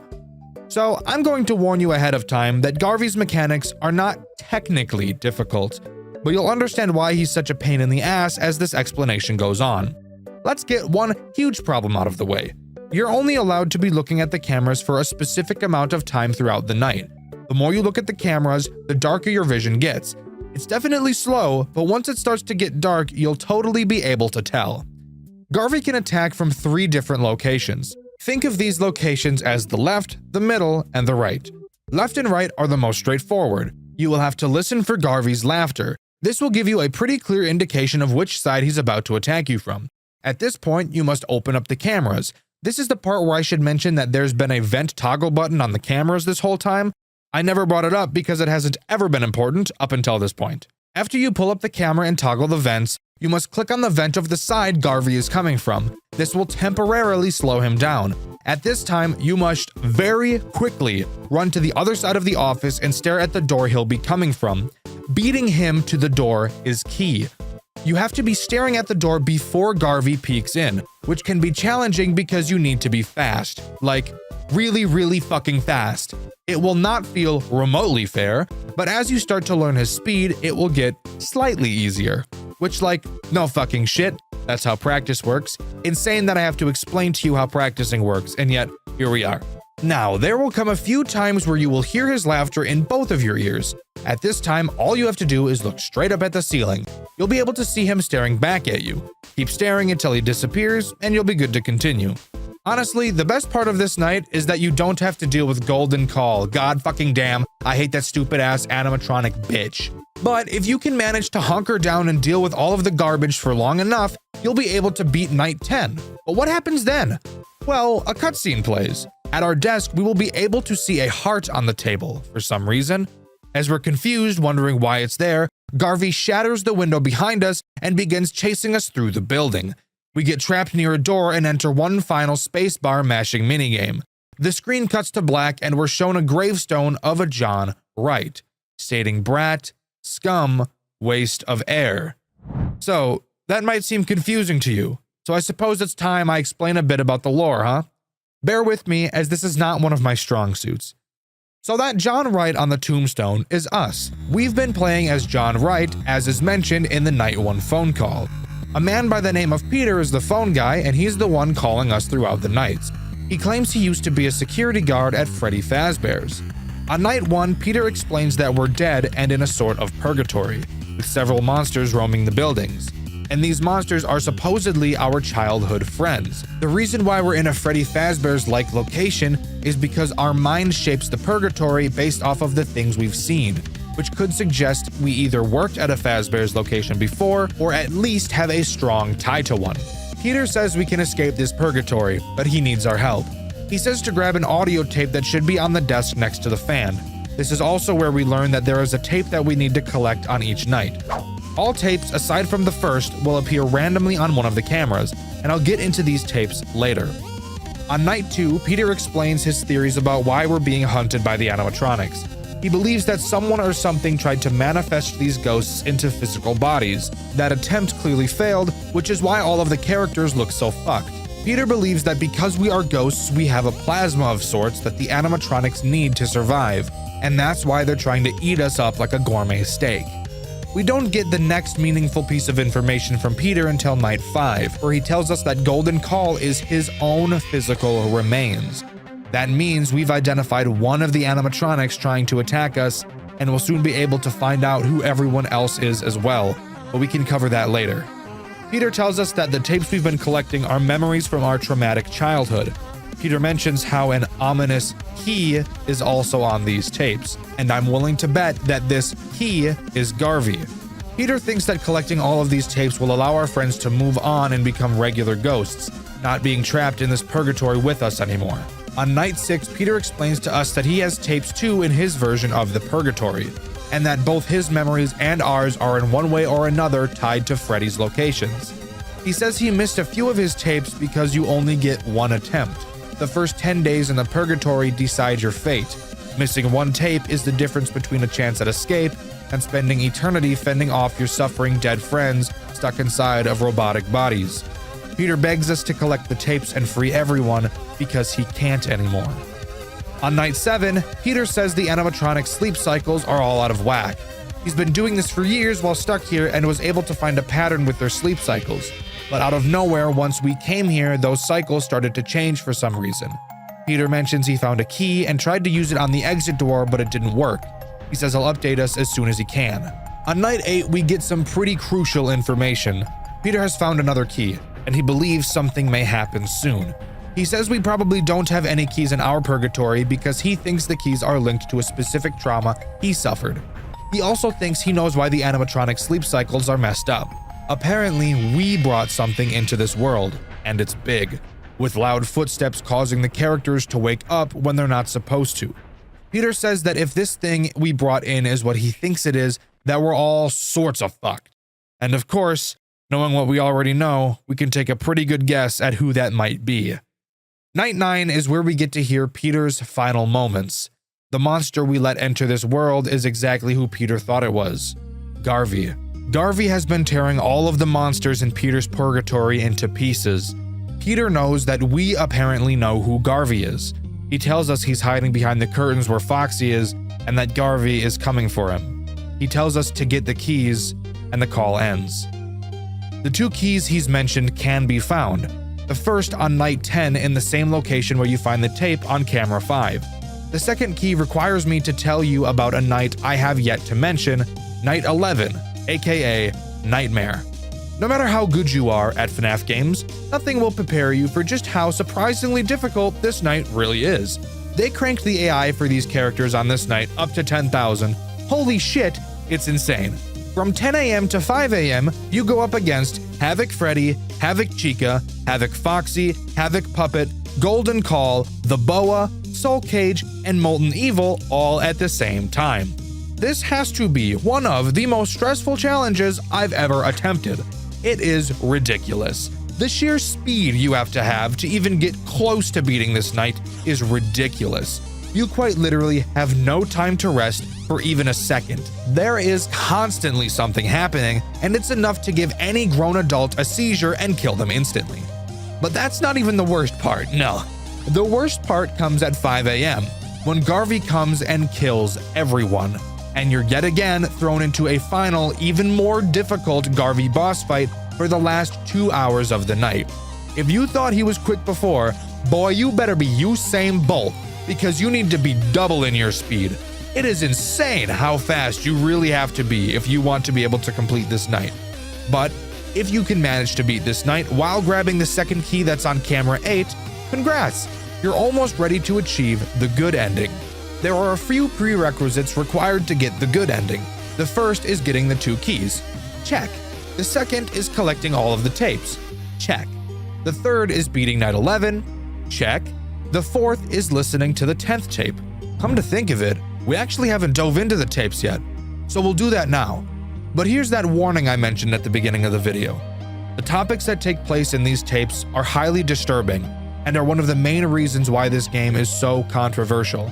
Viewer discretion is heavily advised. The 10 tapes you collect throughout Dormitibus tell the story of Garvey Wright, John Wright's, our character's, brother. The tapes go over Garvey's plan to murder several children and stuff them into the suits in his father's establishment. There's another minigame you can play in Dormitibus called Cardboard Theater, where you play as Garvey and live out a few of the scenarios mentioned in these tapes. Not only did Garvey murder several children, he also murdered his brother Peter. Yes, the same Peter who was calling us throughout the game. In the Cardboard Theater, we get to watch the spring lock failure happen to Garvey before he has the chance to kill John and leave no witnesses. Garvey's father soon sells the Cake Bear establishments because of the controversy, and it gets bought and turned into what we now know as Freddy Fazbear's. John gets a job at the Fazbear Fright location from Five Nights at Freddy's 3 and goes head-to-head with his brother, who in this game's story basically took William Afton's place as Springtrap. And as you know if you've played FNAF 3, John burns the building down and kills himself as well. After his death is where Dormitibus takes place. By collecting the tapes, collecting the keys, and beating Cardboard Theater, John is able to send Garvey to hell while setting the rest of the spirits of his dead friends and brother free. Dexter, that sounds pretty normal for a FNAF-style game, I hear you saying. Why did you tell me that viewer discretion was advised? Well, that's because of the contents of Tape 3, and a specific news clipping that you see near the end of the game. In Cardboard Theater, you will need to recollect the 2 keys you collected before while playing. At the end of this minigame, Cake Bears will be unlocked, acting as the final 12th night of Dormitibus. The only 2 characters present in this night are Cake Bear and Havoc Puppet. I won't spend too much time explaining this night since you only ever have to beat it once. Cake Bear will move around the map and make it to your desk. You can stall him by lighting the candle on his cake, but I'm not sure if I'd actually do that because it drains power. Once he gets super close to your desk, quickly pull up the camera and he should go away. Havoc Puppet can appear randomly on any camera and will block your view. Since watching Cake Bear is essential, you'll want to get rid of the puppet. Simply staring at the puppet will cause it to go away, but sitting in the cameras will cause the battery to drain incredibly quickly, so it's best to wait until the battery is fully charged before dealing with him. If the battery goes dead, Havoc Puppet will disable it, which will lead to an inevitable death to Cake Bear. After beating Night 12, you'll be greeted to the FNAF 4 box. You must use the 2 keys you've collected to open it, and several news clippings will be given to you, each detailing the gruesome murders of some of the children at the hands of Garvey. But I'll cover them in just a moment. Back to the tapes. I referenced Tape 3 being the most alarming of all of them. Rather than explain it to you, I'll just play it. My God! This is most certainly beginning to be fun. There's this hot 15-year-old that was part of the kids' friends group. You know, it was fun. She screamed, but nobody heard her. It was so much fun. She's in one of the suits now. Just a little more time until Fredbear's is going down as well. But hey, I'll find my ways to catch her at the others. You may have a good idea as to what Garvey is referencing doing in this tape, but if you need any clarification, one of the news clippings will confirm your suspicions. It reads, "The Fredbear's establishment in town was recently closed because of an accident with the animatronical characters. The CEO is now selling the franchise just like the previous owner did. The dirt that has been shed onto the establishment increased even more, as the police found the remains of a 15-year-old female in the back of the establishment, stuffed into a suit. She was supposedly raped to death by a yet unknown killer. Connections to the incident at the previous establishment are already being drawn." This clipping right here, mixed with the excitement in the voice of Garvey in Tape 3, is the sole reason why this game is so hated and is so disgusting. Almost everybody agrees that throwing rape into this story was completely unnecessary. Some may argue that depraved people will do depraved things like this, and it's odd to not acknowledge that terrible things like this really happen. And to a point, I understand your thought process. But to feel the need to add it to a game that will most definitely be played by children with no prior warning is insane.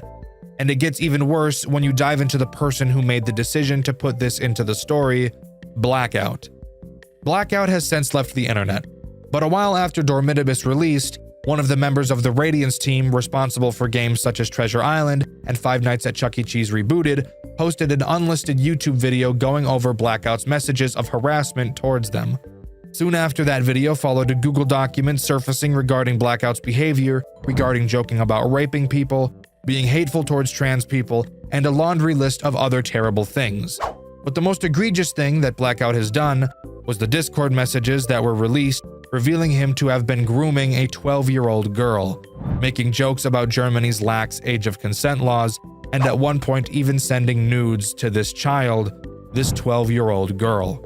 After all of this unfolded, Blackout went on a hate brigade full of harassment and eventually left the internet, thanking his supporters that he for some reason thought he had. Now going to his Game Jolt page reads one message.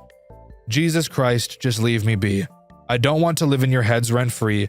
I've moved on, and you should as well. Bye. Five Nights at Freddy's has a very distinct formula that makes all of its fan games instantly recognizable. Very rarely do I see a FNAF fan game and not be able to say it's a FNAF fan game, and I think you'd agree. If I showed you a video clip of a FNAF fan game you've never seen, I'm pretty confident that you'd be able to tell me it's a FNAF fan game, and you would most likely be 100% right. Sometimes, however, a FNAF fan game will be so well made to the point that at first glance you'd think it's just a normal horror game. Obviously, if you were to begin playing it, you'd very quickly notice it's a fan game, but my point is that in the gaming landscape, unless you're specifically looking for a FNAF fan game to play, even just seeing that formula or look of one would probably turn somebody away. And the game I'll be covering today is a perfect example of the opposite of that. By looking at the gameplay of this game, there's a good chance that, considering you haven't seen it before, you might not be able to tell it's a FNAF fan game at all. That's also considering you don't know who Circus Baby is. I'll get more into her when the time comes, but whatever. I really needed a hook to start this video with. Maybe this one isn't my strongest, but it's what I wrote, so it's what we're going with. The game we'll be diving into today is the Web of Cogs and Oil. Before we begin, in the last video I asked you what your favorite non-DLC specimen from Spooky's Jumpscare Mansion was and why. My favorite comment was this one by Joker of Spades. They chose Specimen 1 because it's pretty funny how it has killed a person, and I agree. I know that they cause heart attacks to kill, but I think the funny part is how that's only ever worked on one person, one time, ever. Also, I've never said this publicly, but I have a Twitter and an Instagram account that you can follow if you're interested. I'm not super active on either right now, but I figure it'd be the normal YouTuber thing to do, so those are in the link in the description. YouTube also keeps sending me emails telling me to set up channel memberships. I feel like it's a bit too early in this channel's lifespan to set something like that up, but let me know if that's something you guys would be interested in. I would just put stuff on there for members like early access to videos, allowing you guys to have a say in what game I make a video on next, blah blah blah membership stuff. Also, let me know if you'd prefer I did it through YouTube memberships or Patreon, but of course, that doesn't need to happen if you all don't want it to. Sorry, that intro was a bit longer than my normal ones, but it's over now, so let's hop into the Web of Cogs and Oil. The Web of Cogs and Oil is both similar to Five Nights at Freddy's and different from it at the same time. In Five Nights at Freddy's, you start on a menu screen, select new game, and night 1 begins. The Web of Cogs and Oil does it a bit differently. Rather than having the game split up into nights, it's split up into challenges. The Web of Cogs and Oil has 4 monsters, and each monster has its own challenge that you can select from the menu, and each plays differently. I actually really like this non-linearity because if I were to get stuck on one monster and get super frustrated, I could always take a break from that one and work on another. Now, of course, to be fair, I don't feel like you'll be getting frustrated with any of these monsters because none of their challenges I felt were very difficult. In fact, I beat all but one of them on the first try. What can I say? Pretty amazing. So, yeah, worship me. Moving along, I'm going to be talking about the monsters from left to right as they appear on the menu. So let's begin by talking about the corpse.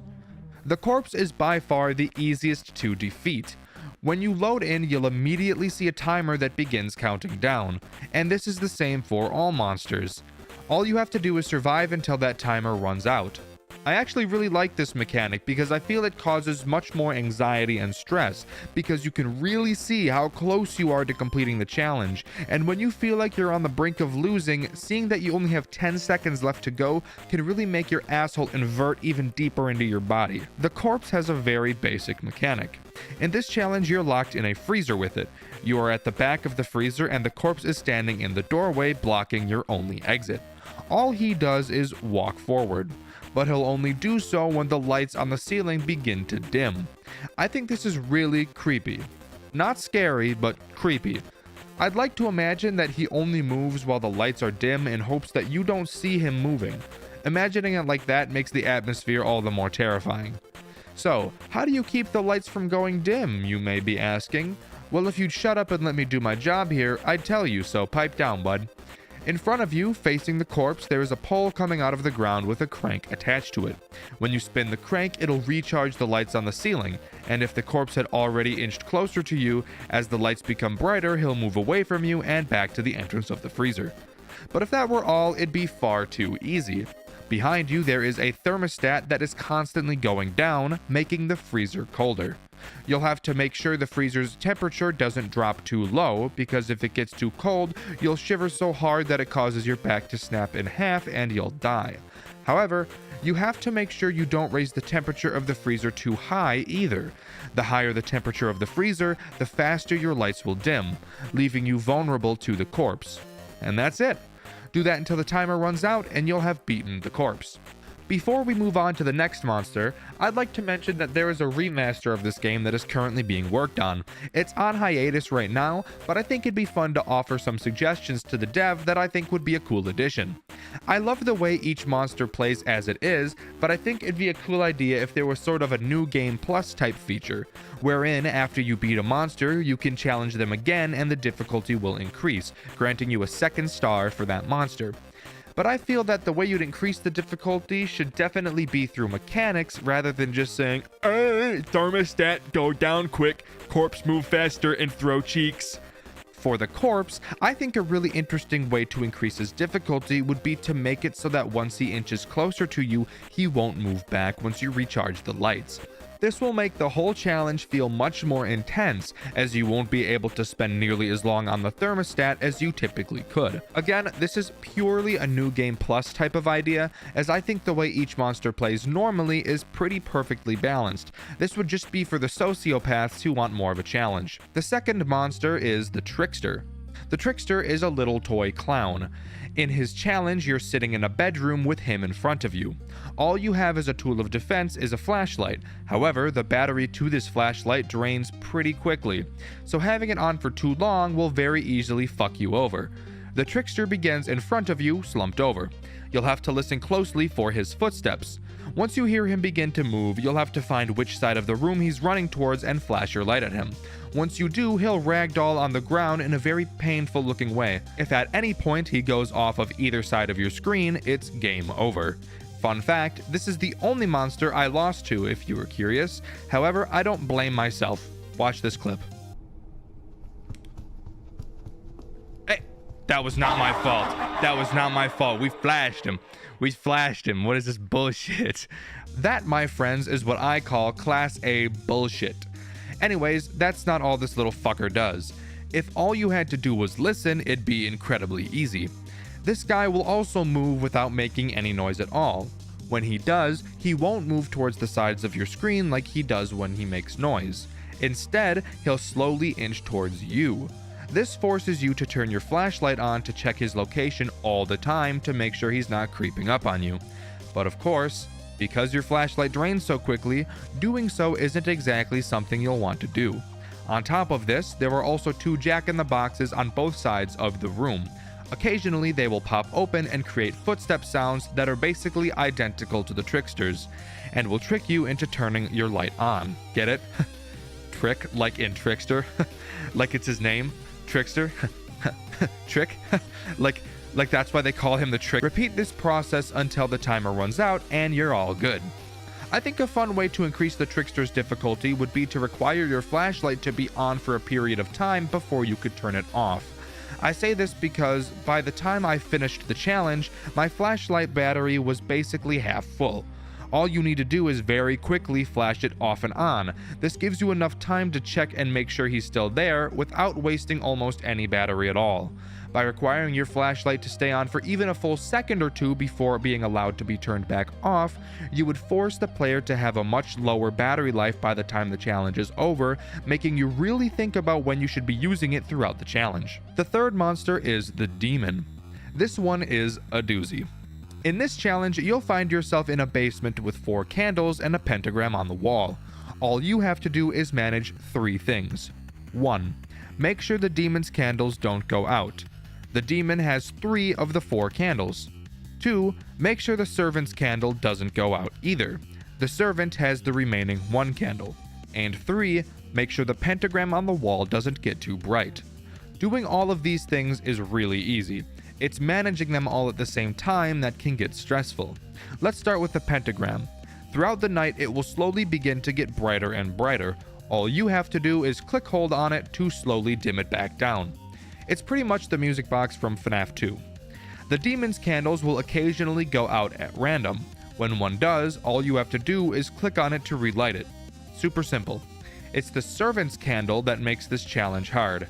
The servant's candle goes out far more frequently than the demon's does, and when his candle does go out, instead of killing you like the demon does, he instead will go over to the demon's candles and blow them out. And he does this very fast. It feels like most of the time that the moment that little asshole's candle goes out, he spawns on the demon's candles and blows those bitches out. It's honestly the pentagram, however, that will really make your penis retract inside your body.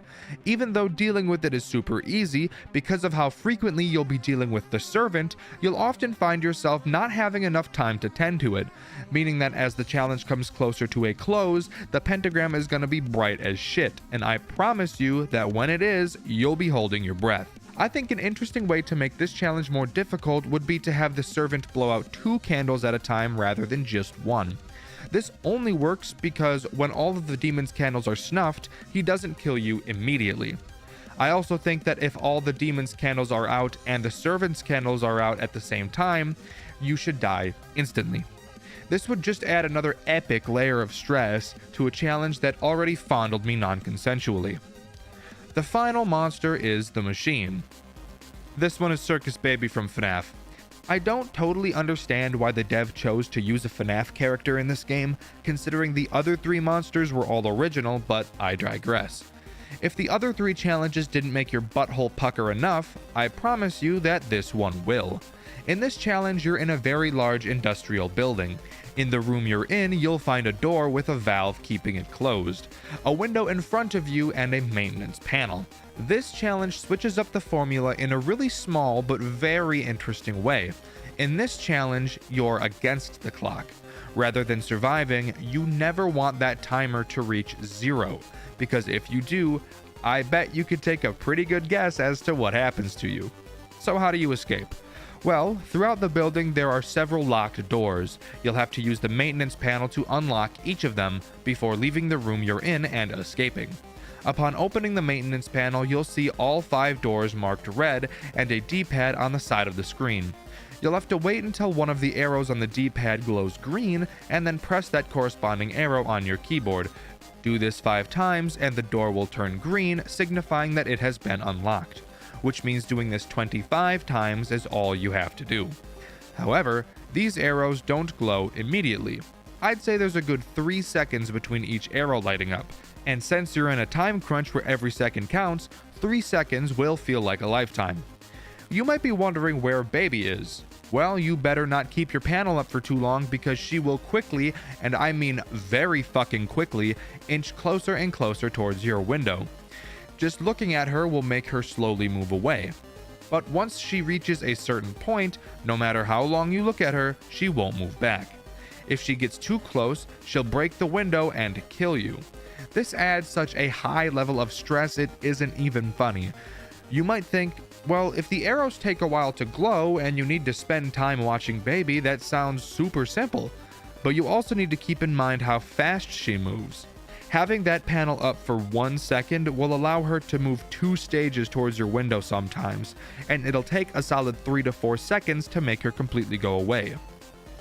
Do you see the problem here?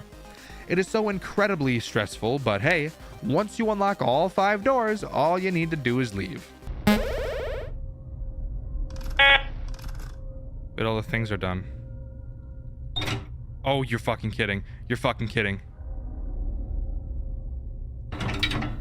I lied. After doing all that and realizing how little time you have left on the clock, now you need to slowly crank the valve on the door enough times to get it to unlock. And unlike the maintenance panel, the door is not on the same screen as the window, so you'll have to painstakingly look back and forth from the door to baby. Again, 1 second is enough to make her launch light speed at that goddamn window, so having to look away, do a task, and then look back will feel like a fucking calendar year. But once you get that door open, you're home free. I honestly can't think of a super great way to make this challenge any harder in a meaningful way.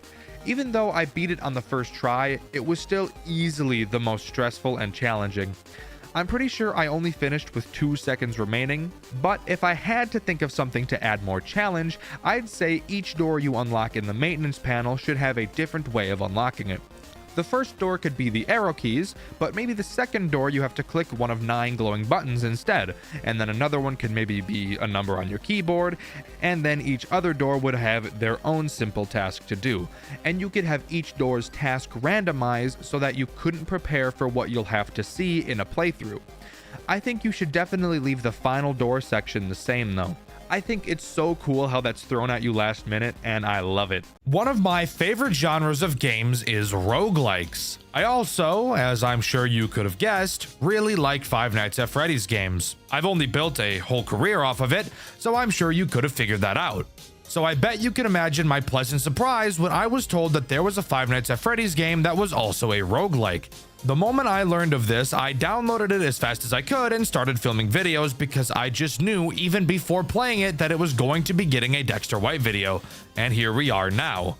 You guys know what game I'm talking about. You can see the length of this video. I very clearly like this game a lot. So sit back, relax, and join me as we dive into the chaotic world of Too Many Nights. Unlike most FNAF games, Too Many Nights doesn't follow any storyline or the typical FNAF formula. Instead, it acts as an endless minigame that doesn't stop until you fail. Although I'm sure you already knew that considering everyone on Earth has played a roguelike before.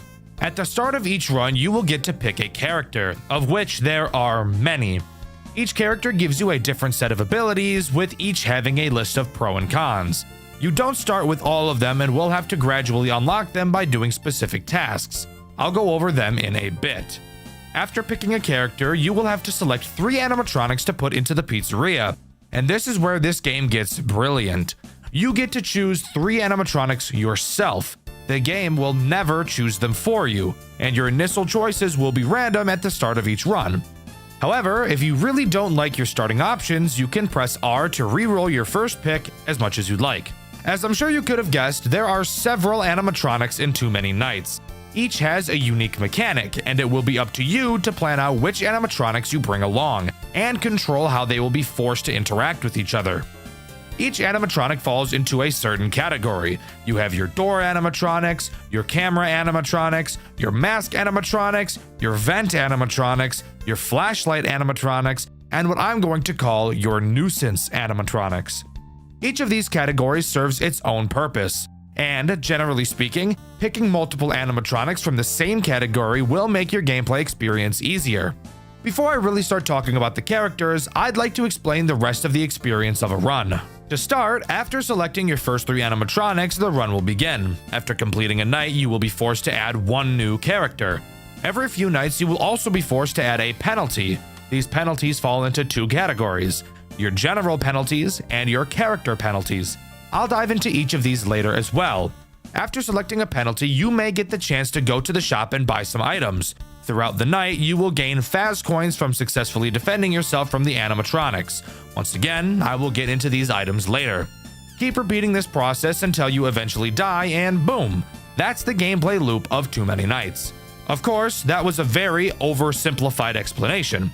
So now we're going to dive into each of the animatronics, how they work, and to keep it interesting, I'll even throw each character into a tier list so that you can all argue about it in the comments. I'm just going to go down the list that appears on the wiki, and be prepared, there are a lot of animatronics.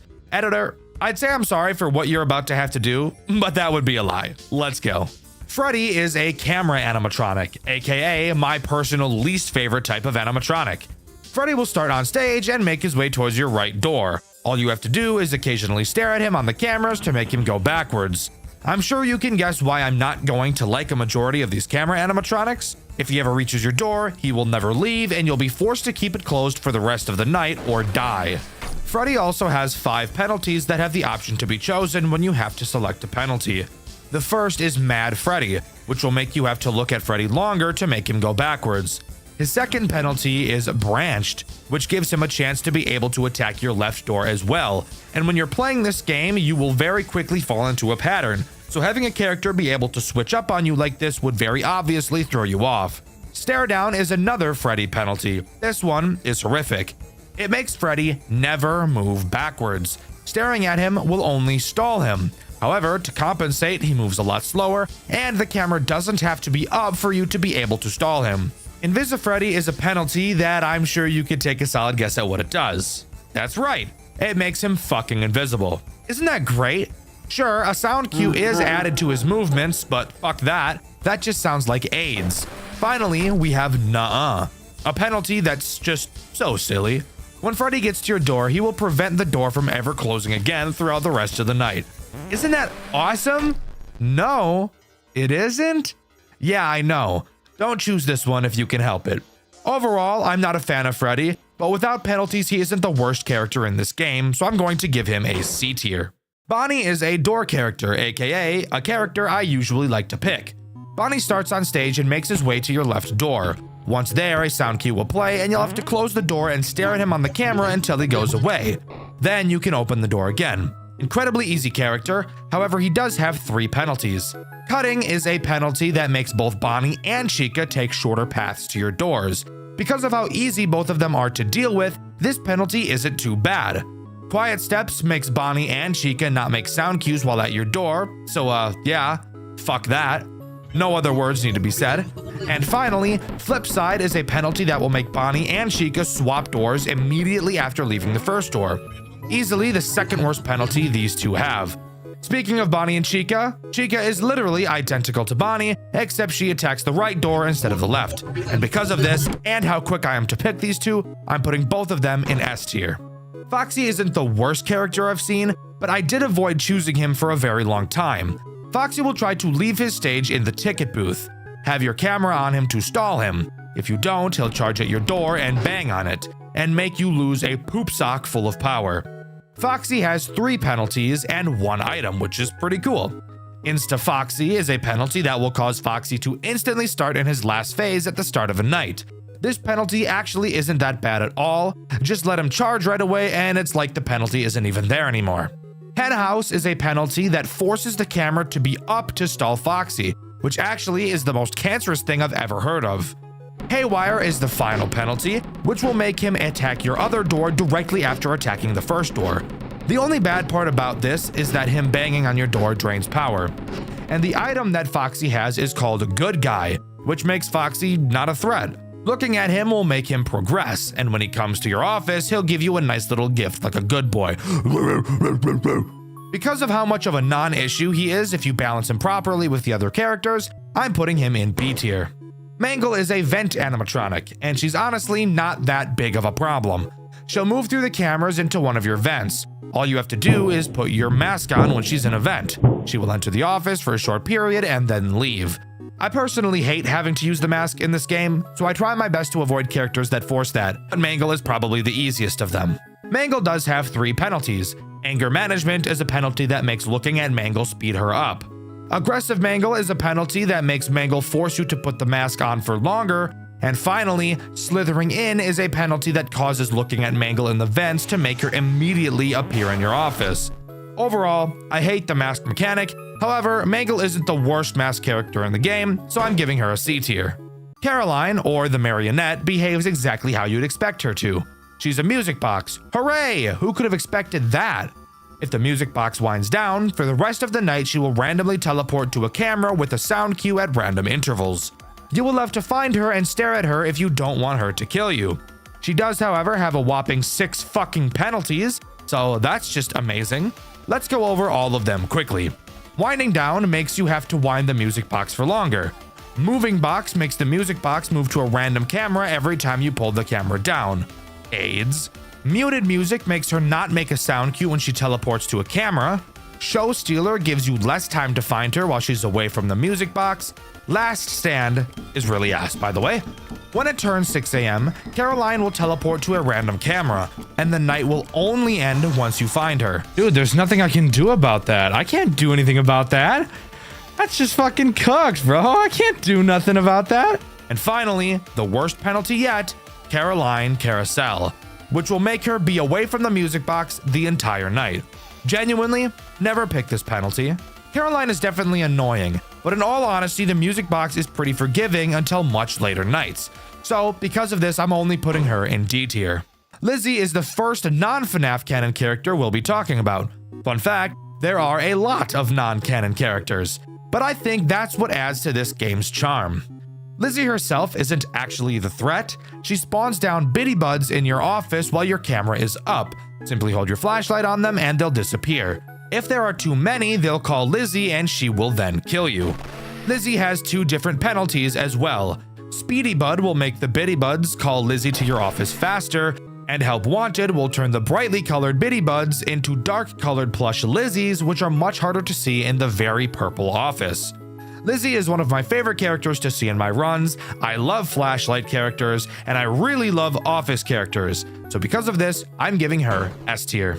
BB is a bitch, but I'm sure you didn't need me to tell you that. And of course, they gave him the worst mechanic of all time. At random times, he will teleport to a random camera with a sound cue. Hello? You will have to find which camera he's on and hold the flashlight on him. Bye-bye. If that wasn't bad enough, his penalties make him even worse. Mute BB makes him not make a sound cue, which is actually just fucking torment. Don't pick this. I'm Moving will make him teleport to a second camera after you find him the first time. Little asshole. And Aggressive BB will force you to hold the light on him for longer. Literally, fuck that.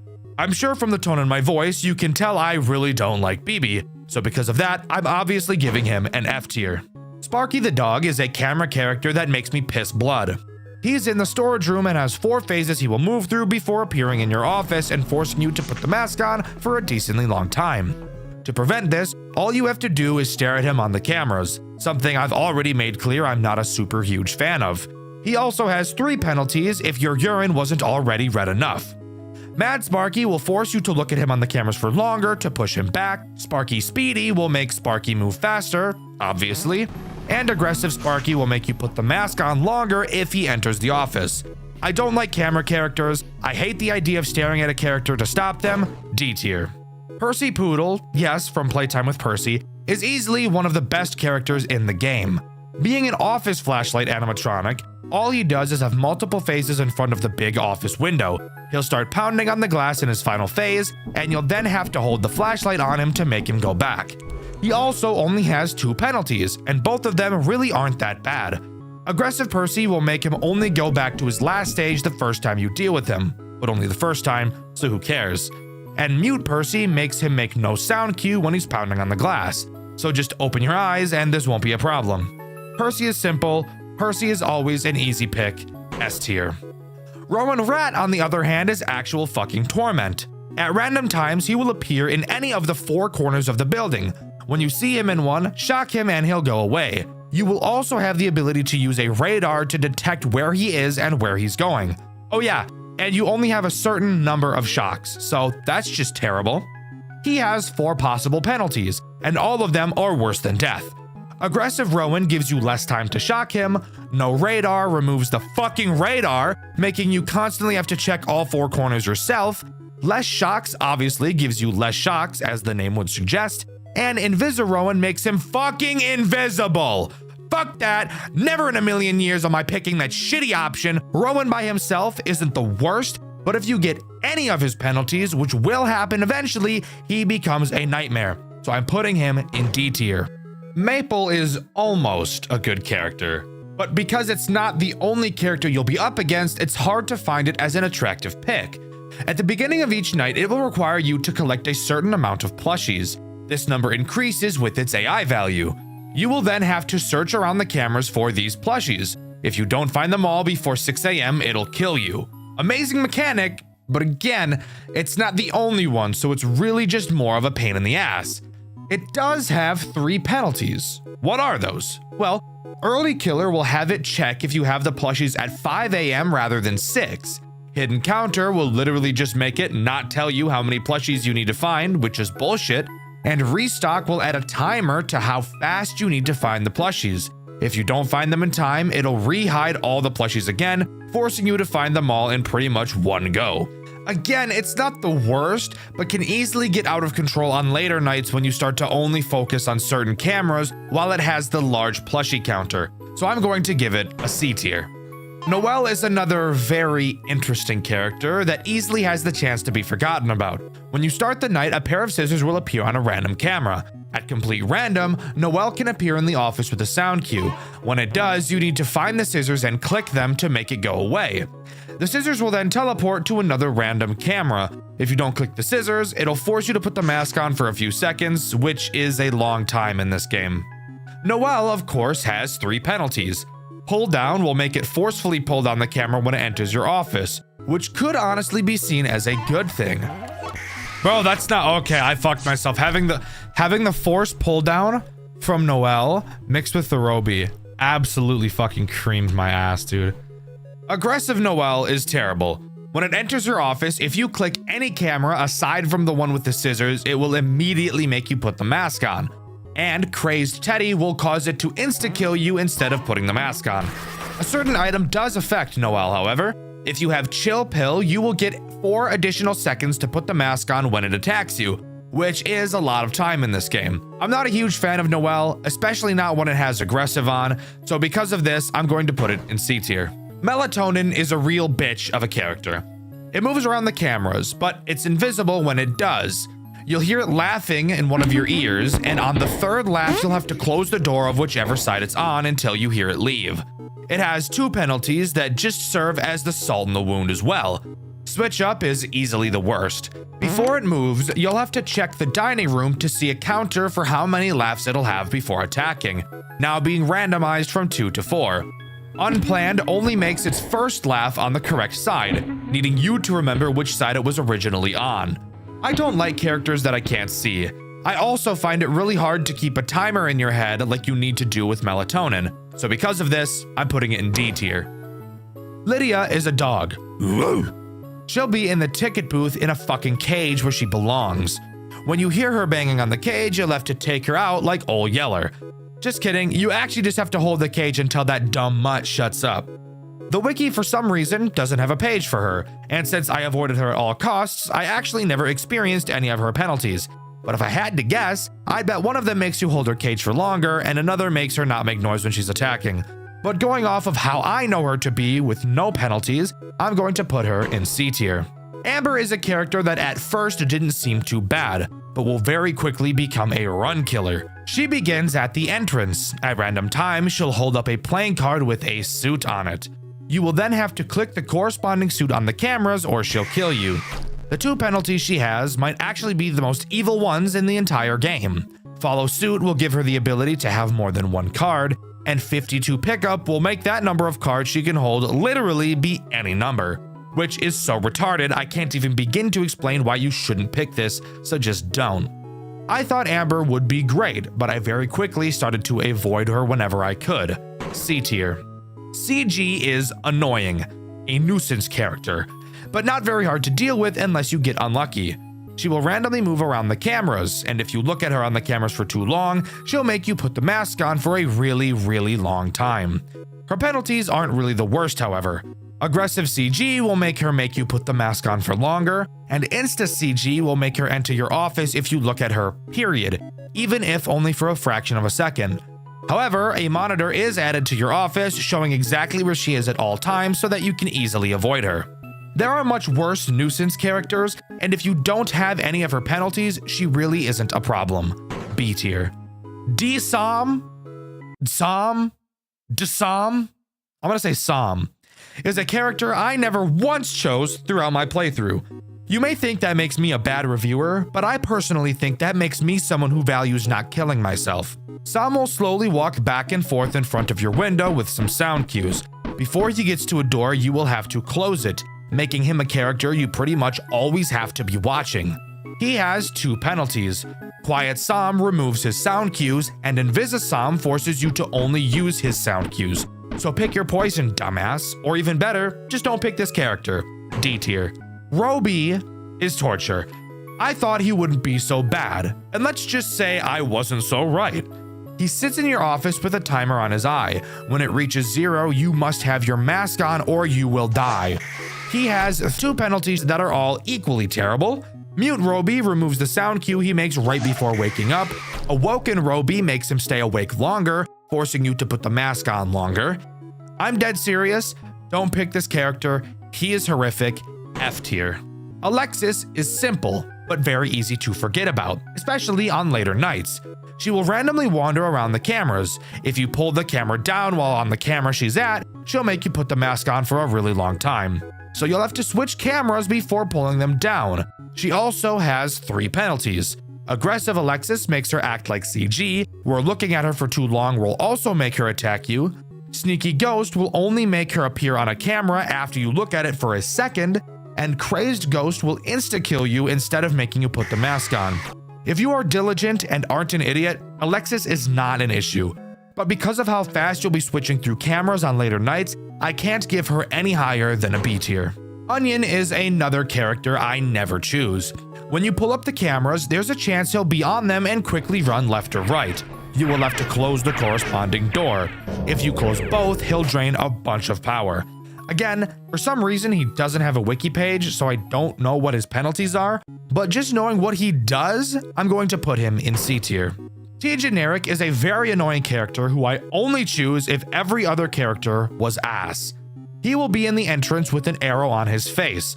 Once he leaves the entrance, he will go to whichever vent he was pointing to, and you'll have to stare at him in that vent until he goes away.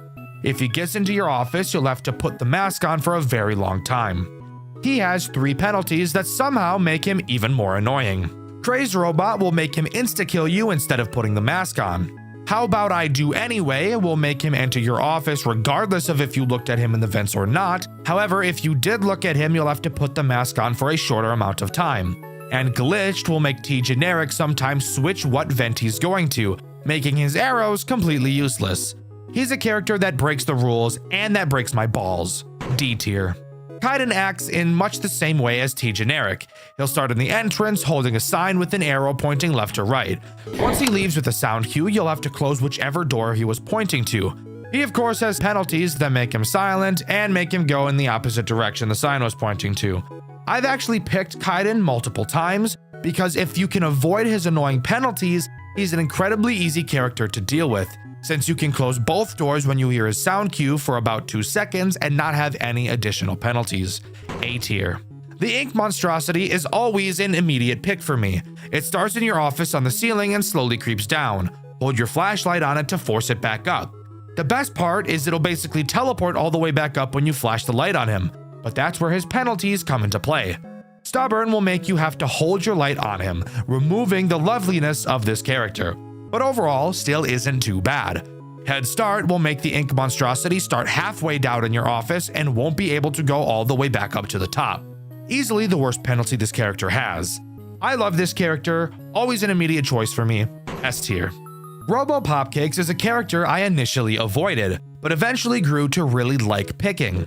At random, he'll spawn on your cameras. Not a specific one, he'll just be an overlay. You will have to match up 2 patterns using the arrows on the overlay, and once you do, he'll disappear. If you don't do it in time, you'll die. This character is always one I liked choosing because of how likely I am to pick characters like Bonnie and Chica, because while I stare at them on the cameras, I can deal with RoboCake, killing 2 birds with 1 stone. He has 2 penalties. X = X minus 2 gives you 2 less seconds to align his face, and Pop Time will only cause time to progress when you complete a Robo Popcakes attack. Overall, even with max penalties, Robo Popcakes isn't a terrible character. A tier. Entity 12 is pure masochism. They'll start in the storage or maintenance and move down your hall. Watch them on the cameras to make it go back. If they get to your office, they'll make you put the mask on for a long ass time. And get this, the 2 penalties they add doesn't make it any better. Aggressive Entity 12 will make you put the mask on for the rest of the fucking night if it gets into your office. And Run Killer will literally start with it inside of your office and it will never leave. Literally fuck that, fuck this character, F tier. Mura is a character I'd highly recommend not picking if you have other characters that don't want you spamming through cameras, because you will have to be doing that a lot with Mira. Mira will be in the kitchen the entire night and will require you to feed her candy. If you don't feed her enough, you'll die. Candy will randomly spawn throughout the cameras, so you'll have to surf through them to click on them. The penalties she adds are brutal. Savory Tooth makes candy spawn less. Small Plate puts a small cap on the amount of candies you can hold at a time. And Sweet and Sour adds sour candies that will remove a candy from your candy counter if you click on them. So if you've been working your muscle memory this whole time and get this penalty, have fun clicking on every single sour one all the time. I'm not a fan of the camera surfing this character brings, and I'd much rather prefer to just ignore picking her. D tier. The Ringmaster is an interesting character. He'll randomly spawn on your cameras. When you see him, you'll have to flip the camera down and greet him in your office. If you switch cameras, he'll make you put the mask on for a long time. Crazed Magician is a penalty that will make clicking off of his camera just instantly kill you. And Masked Magician will make flipping down the camera always make you put the mask on, but for less time than usual. I don't love picking Ringmaster, but I will usually end up choosing him later in a run. B tier. The entity is someone who gives me AIDS. They will randomly spawn on your cameras in 3 locations, except only one of them is actually real. You'll be able to tell because the fakes will be more transparent. Again, for some reason their wiki isn't available and I never actually chose any of their penalties, so I'm not totally sure what they are. But I hate find them on the camera characters. You guys know that. D tier. No VA is a character I only dealt with once, acting as probably the most nuisance characters of all the nuisance characters. No VA will randomly move around your cameras. You will have to avoid clicking on the camera it's on, or you'll have to put on the mask. On lower AI levels, the camera it's on will be marked with green, making it very easy to see. As the AI goes up, it'll get harder and harder, eventually becoming fucking invisible. And let me tell you, the penalties make it even worse, as I'm sure you could have guessed. Malware makes clicking on No VA's camera kill you instantly. Spamware makes No VA on multiple cameras at a time, and adware creates an adware window on your cameras. If you don't close it fast enough, it will force you to look at No VA's camera. I actually think this character is really cool, and I think that its penalties are actually super interesting. Aside from malware, that one is AIDS. I still don't love picking this character though, because I hate mask characters. So because of this, I'm giving No VA C tier. Moldy is a character that is a really good pick for early game, but late game will easily become a character you will forget about. Whenever you pull down your camera, there's a chance he'll be in your office. If he is, you'll have to hold your light on him for a while, or you'll have to put the mask on. He has 2 penalties. Aggressive Moldy will make you have to shine your light on him for longer, and Crazed Mold will make pulling up the camera while he's in your room instantly kill you.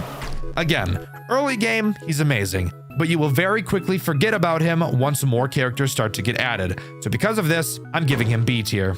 Rita Rabbit is thick, but that's not important. What is how she works. She sits on her fat ass in the arcade slowly attempting to leave. All you have to do is hold the flashlight on her to make her go away. Honestly, not that bad of a character if you pair her with other arcade characters, which there is a decent amount of.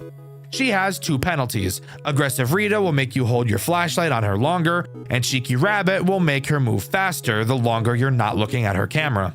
If you know how to stack her with other characters properly, Rita shouldn't be a problem even if you have her penalties.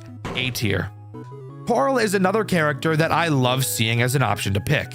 Coral will randomly appear at either of your doors with no sound cue, so you'll have to make sure you're paying attention.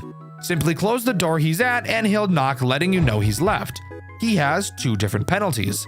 Blinding will make you additionally hold the flashlight on him for a while, and making sure will force you to have your camera down while the door is closed in order for him to leave. I love this character, he's super easy to deal with, S tier. Shrimp is another character that just makes me giddy with joy whenever I see her. Shrimp will occasionally spawn some shrimp food in your office on either side. Whichever side it's on is the side you have to close the door of until the shrimp food disappears. The 2 penalties she adds are easily some of the best to deal with. Big Shrimpin' is a penalty that will cause the shrimp food to have the chance to be really big. If it's really big, you just have to close both doors. And Small Shrimpin' gives the food the chance to have the lid off. If it is, all you have to do is close the door to the opposite side of the food. Shrimp is incredibly easy to deal with, she's satisfying to deal with, and she doesn't use the fucking cameras, which I love. Easy S tier. Worm is the next character we have to talk about, and I avoided this guy like the plague. I was very scared of how it was going to work, so I never actually ended up using it. Worm will start in the dining room and go down your right hall and will stay there until you open the door. When you open the door, it'll crawl through your office. Avoid looking at it either by using the mask or looking at the cameras until it leaves. It also has 2 penalties. Snail makes it move across the office slower, and Digger will make Worm add another bar of power usage while it's at your door. Worm just seems like a character that would completely disrupt the flow of the night, and because of that, I'm putting it in D tier. Kyle and Bob are the 2 next assholes I want to talk about, and these guys are weird. And also really shitty and confusing, and I don't fully understand them. Kyle and Bob are 2 separate animatronics, but they work in tandem. Both of them are vent characters. If Kyle, the yellow one, enters your vent, you have to look at him on the camera or he will enter your office and make you use the mask. If Bob is in your vent, you can't look at him on the cameras or he'll enter your office and make you use the mask. The only problem is, I was never able to figure out how to tell which one entered the vent. At first, I thought maybe they'd alternate and I'd have to remember, but then during one run, Kyle attacked twice in a row. So I'm thinking there has to be something I'm misunderstanding about these 2. Of course, they each have 2 penalties. Crazed Sun makes them instantly kill you if they enter your office, and Eclipsed will make one of them invisible while the other is in the vent. I tried to like these guys, but because I'm retarded and can't fully figure them out, they were never for me. D tier. Magi is a pretty interesting character. He will consistently walk back and forth in front of your window. At random, he will make a sound cue letting you know he's about to attack. Come on, go. When he does, you have to close the door to the side he's on, leading to you needing to keep track and remember which side he's on at all times. This isn't too bad for someone like me who tries to be able to stay in the office as much as possible. Magi has 3 penalties. Reach around will change the way his sound cues work. If he says Surprise, or you won't see this one coming. you will then need to close the door to the opposite side he's on. This can be confusing for obvious reasons. Do it myself is a penalty that will make Magi attack the opposite door whenever you deal with his puppet the first time. And Invisimagi makes him fucking invisible, as I'm sure you could have guessed. Magi is not my favorite, but I have no problem picking him later in the run when things are getting tight. B tier. Mallory, on the other hand, is torture. She stays in the ticket booth. At random, she will hold up any amount of fingers on one hand. You will then have to flash her with the flashlight that many times. If you flash her too many times or not enough, she will dash at your door 15 times. This is AIDS, and I can't even lie, 15 times? Why so many? Seems a bit overkill, don't you think? But let's talk about her penalties, which she has 3 of. Ambidextrous will make her be able to show you up to 8 fingers. DoorDash will make her charge 20 fucking times instead of 15, and DoorDash EX makes her charge your doors for the entire night. Easily one of the most bullshit characters when you have her penalties on, but if you can avoid choosing them, she's only really ass because her hand is conveniently behind the fucking camera map. D tier. Roy is one of the only camera animatronics I can actually stomach. He starts in the dining room and slowly makes his way to your office. You can lure him to a previous camera by holding your flashlight on them. Since he's a moth, he's attracted to the light. He only has 1 penalty, Aggressive Roy, which will just make you have to hold the light for longer to get him to move. Overall, very solid character, and not too annoying to handle until his AI value gets really high. A tier. Silly is kinda silly. Fuck, editor, cut that out. Silly is my favorite vent animatronic. He moves around the cameras, who gives a fuck? Eventually, he'll enter one of your vents. When he does, all you have to do is hold the flashlight on him before he enters your office and eats your butt. He also only has 1 penalty, Aggressive Silly, which makes you hold the flashlight on him for longer. Very simple character, he makes sound cues, I like sound cues, S tier. Next up, we've got Bop. She's an interesting, ADHD-riddled little fuck. When you pull down the camera, there's a chance she'll be standing in your window. She will then dash towards either of your doors. Simply close that door before she gets to it. She has 3 penalties. Layered Square will make Bop charge your doors multiple times.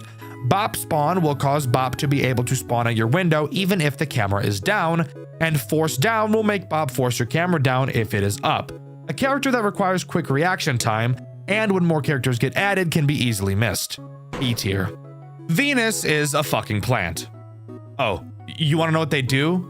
Sure, that's fair enough. Venus will sit in the kitchen the entire night like your mom in the middle of the night looking for more food even though she ate 65% of dinner that night. Throughout the night, bunnies will spawn in your room and you'll have to click on them to collect them. You then feed these bunnies to Venus in the kitchen camera. Very fucked up, Venus. These bunnies are cute. Venus has a hefty 4 different penalties, actually being one of the highest in the game. Wabbit hunting will make the bunnies in your office jump around, making them harder to click. Except they're still not hard to click, so it's not that bad. Depopulation will make the bunnies spawn less frequently. Wanderer will make Venus randomly move around your cameras instead of camping the kitchen. And Mako will add Venus's friend Mako into your office. If you click on him, you'll die. Venus is very fun to play with. Their mechanic is satisfying, clicking on the bunnies is fun, and even most of their penalties aren't too bad. S tier. Cyrex is the next character we need to talk about, and I absolutely hate her.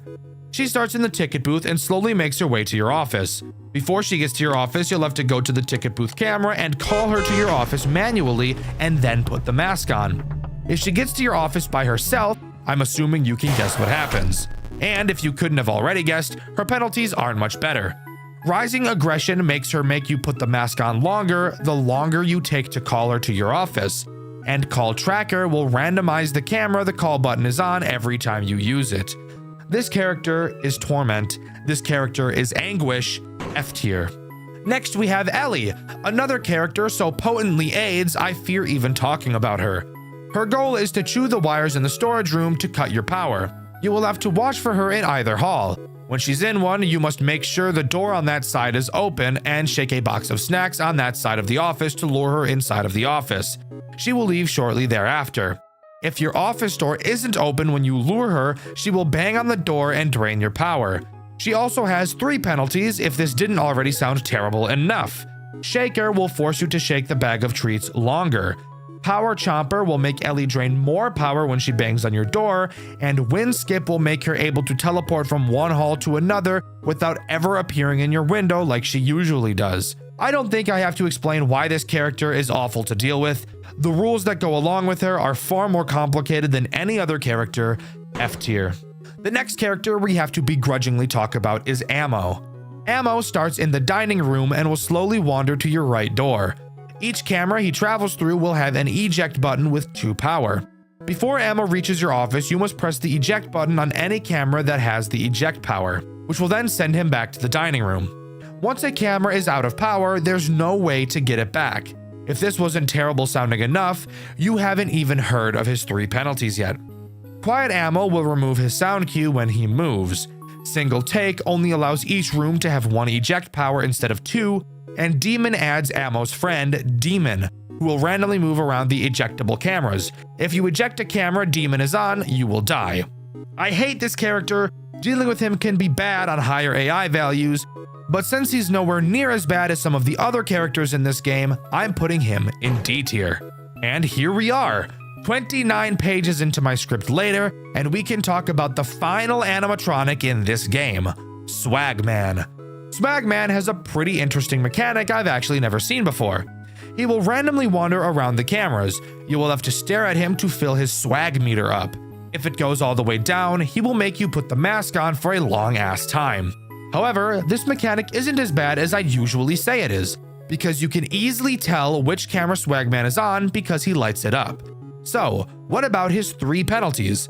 Well, Swagalicious makes him move from camera to camera faster, which can get annoying. Endless Swag will force you to put the mask on for the rest of the night if Swagman gets in, and Eye on the Swag will make Swagman's meter go up slower than usual. Overall, not a bad character, and no penalty that removes the ability to see what camera he's on. C tier. And there we go. That's every single character in Too Many Nights. I love how many there are. It leads to such a new and interesting experience every time you play, and I love it. But now I'd like to mention the general penalties that aren't specific to any character, as there are a few of those as well. Generally, from what I've noticed, it's much smarter to pick the general penalties over the character penalties, as it will be much more likely that they will be easier to deal with. Overtime will make each hour of the night last 2 seconds longer, and you can actually have 2 overtime penalties active at a time. Less power will, as the name suggests, make you start each night with less power, 10% to be exact, and you can have 3 of these penalties. Less room is a penalty that will give you 1 less option when selecting animatronics, and you can have 2 of them. All-Star will make the next enemy you add start at max AI value. Stranger Danger will add a random character you don't already have at a very low AI value, and Midnight Motivation will make all characters' AI value increase at 3 AM. All-Star, Stranger Danger, and Midnight Motivation are probably going to be penalties you always want to avoid, but I personally don't think the other characters are that bad. Next up, I'd like to talk about the characters that you can unlock to play as, because if you remember, each character has different pros and cons for you to choose from. To start, each character has a different amount of lives they'll start you with. Getting jump scared by an animatronic will cause you to lose one of these lives, giving you multiple opportunities if you mess up. And of course, I'll be putting these guys on a tier list as well. The first character you will have by default is Michael. He gives you 3 hearts and has no abilities. He's as basic can get, really.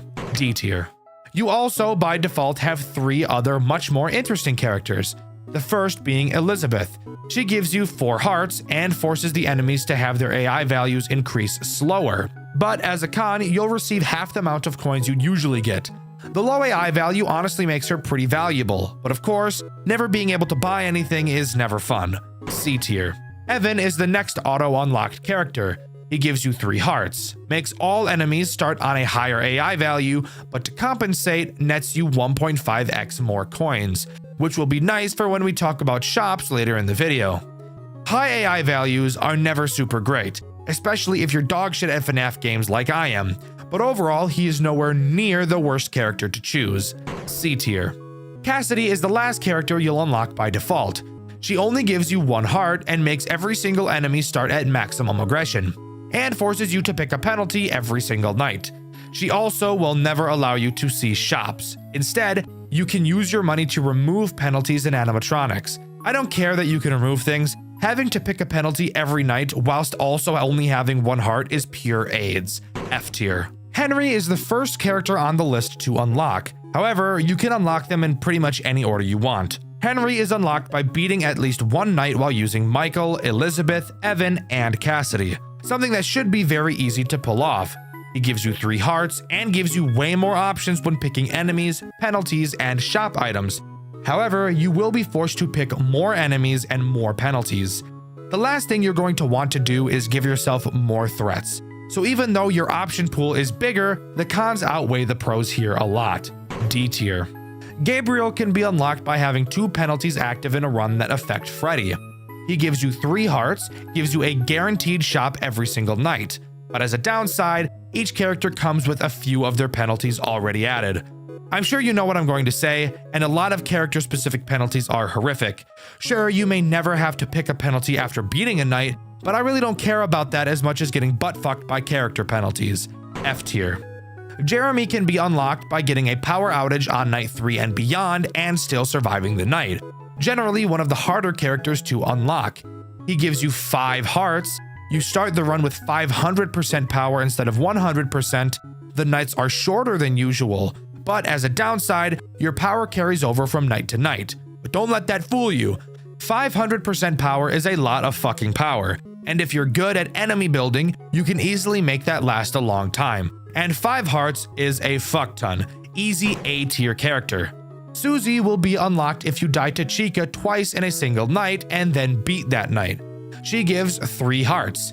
Each enemy starts at max AI value, but you gain 1 life after you beat a night. Now, at first glance, this may sound really bad, but I actually had my second best run ever using Susie, and it's 100% because of that life gain.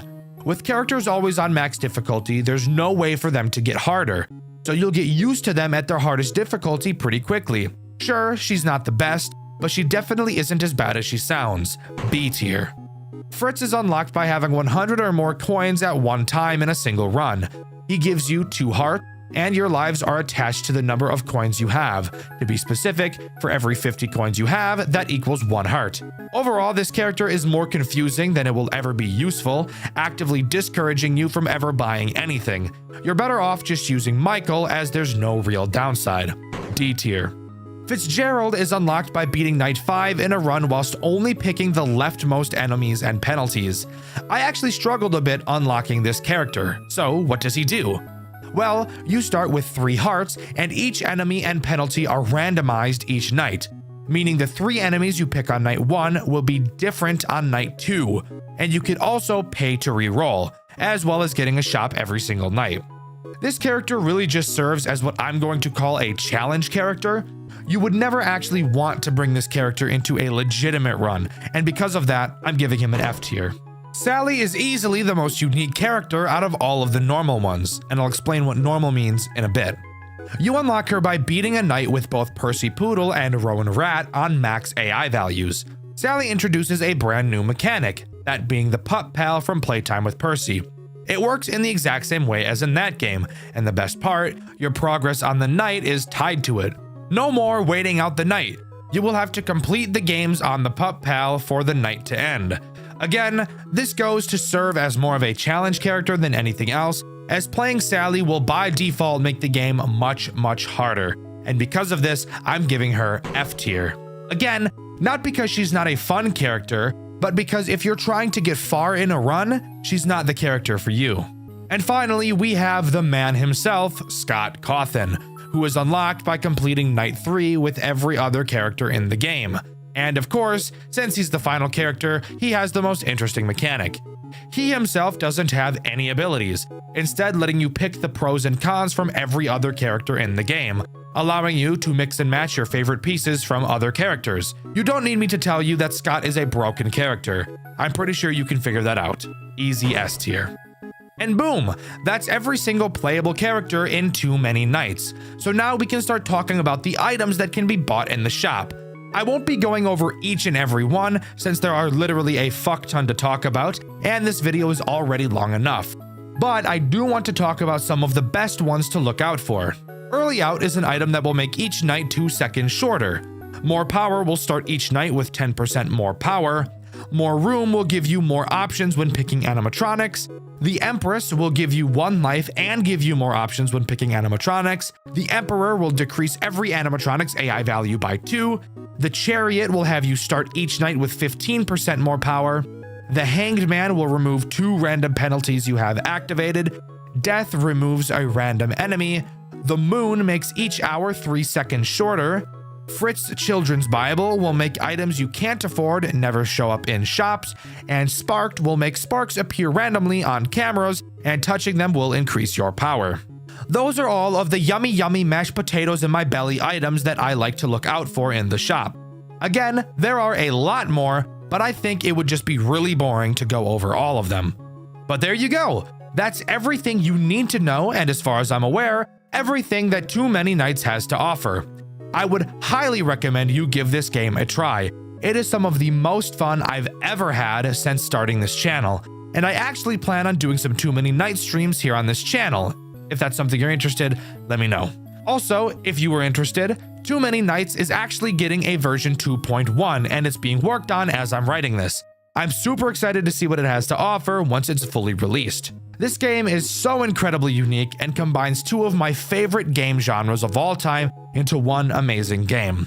The art style is unique, the community input is fantastic, and of course, the gameplay and gameplay loop are impeccable. I've been covering FNAF games for quite a while, and every time I find a super unique game, I think to myself, there's no way any other FNAF game is going to be able to top that in creativity. But then, like clockwork, I find another one, and the game we'll be talking about today is no different. The game we'll be looking at today is called FNAF Showtime, a game made with Godot and is completely 3D, with hands down the most unique mechanic I've ever seen in a FNAF game before, and I can guarantee you've never seen anything like it either. So strap in as we dive into the exceptionally difficult world of FNAF Showtime. Jumping right into night one, there's plenty to talk about. To start, we don't actually just get booted directly into the office. Instead, we start at the entrance and can actually freely roam around the building to get a feel for our surroundings, which I always think is really nice. The layout of the building is incredibly different from any other FNAF game I've ever played, with the office being directly in the center of the building. This game consists of 9 cameras, and I mention that number for a very specific reason I'll mention later.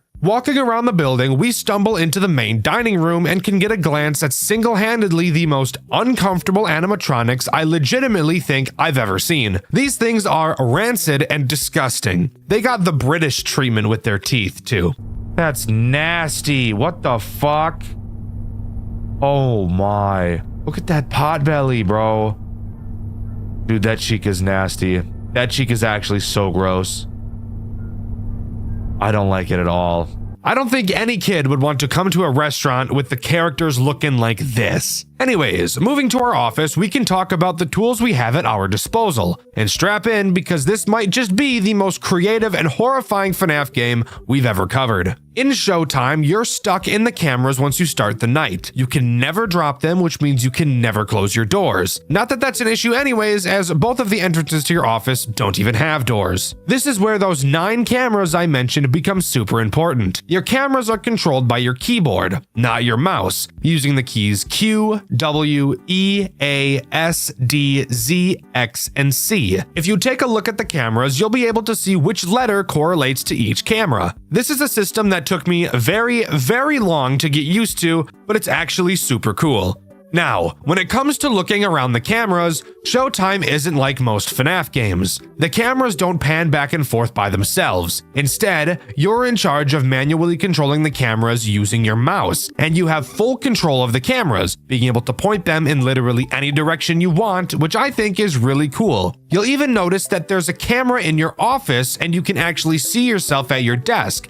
But if we can't leave the cameras and there's no way to close the doors, how are we supposed to defend ourselves from the threats this game introduces? That is an amazing question. But before we answer it, let's talk about the 2 threats this night introduces. Night 1 introduces both Bonnie and Chica. I'm going to be talking about them at the same time since they both behave in the same way. Obviously, their goal is to reach your office, so that's exactly what they'll do. Something I really like about this game is you can always watch them move around the building. They don't have just one static frame for each camera. As this game is a 3D environment, the characters actually do roam around. Now, onto how to defend yourself. Well, your camera is equipped with the ability to reset the animatronics and force them to go back to where they started. And how do you activate this? Well, let's just say I hope you guys have been practicing aim labs because you're gonna need it. By holding left click, you can shoot a signal out of the camera where the crosshair is pointing. If you see Bonnie or Chica anywhere on the map, aim the crosshair at their head and hold down left click. Do this for long enough and a little jingle will play and their eyes will glow yellow, signaling that they will return to their starting location. Is that not like the coolest shit you've ever seen? I've never seen anything like that in a FNAF game before. I love it when fan devs try something new, and I think this one really nailed it, because this makes this game incredibly stressful.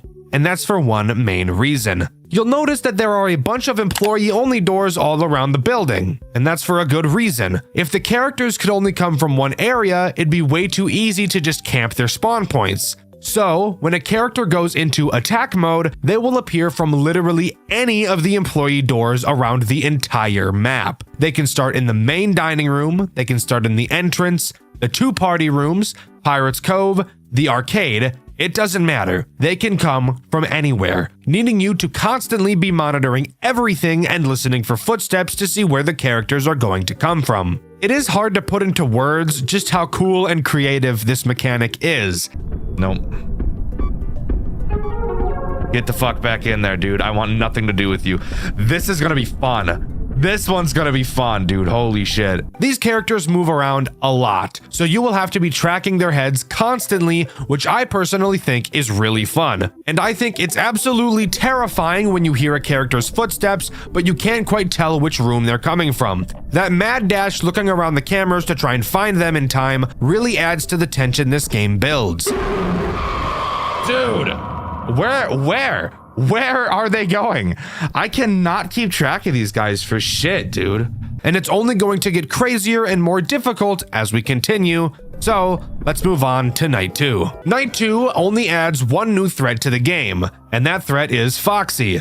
Honestly, not that big of a deal when compared to the other characters and their bullshit. Foxy is very simple. He stays in Pirate's Cove the entire game. He'll slowly move through different phases before charging at your office. Throughout the night, just make sure you're shooting him to reset his position, and he really shouldn't be an issue at all. No, where the challenge of this game comes into play is Bonnie and Chica, and the awkwardness of aiming and resetting them, as a lot of the time it feels very unresponsive. One of the strategies I came up with was at the start of the night, pointing all of the cameras at every possible place where the animatronics can come from. That way I can watch all 9 of them at once and see which characters come from which doors. And this would be the perfect strategy, except for 2 main problems. Let's start with the smaller issue. But don't get it twisted, it's still a pretty big issue. The characters move very quickly when they're walking. That by itself isn't a problem. What is a problem is the inconsistent amount of time it takes to send the characters back. Sometimes when you shoot them to reset, you only have to hold the mouse down for 3 seconds, and other times you have to hold it for upwards of 8 seconds. This massive inconsistency makes it very difficult to deal with the characters properly.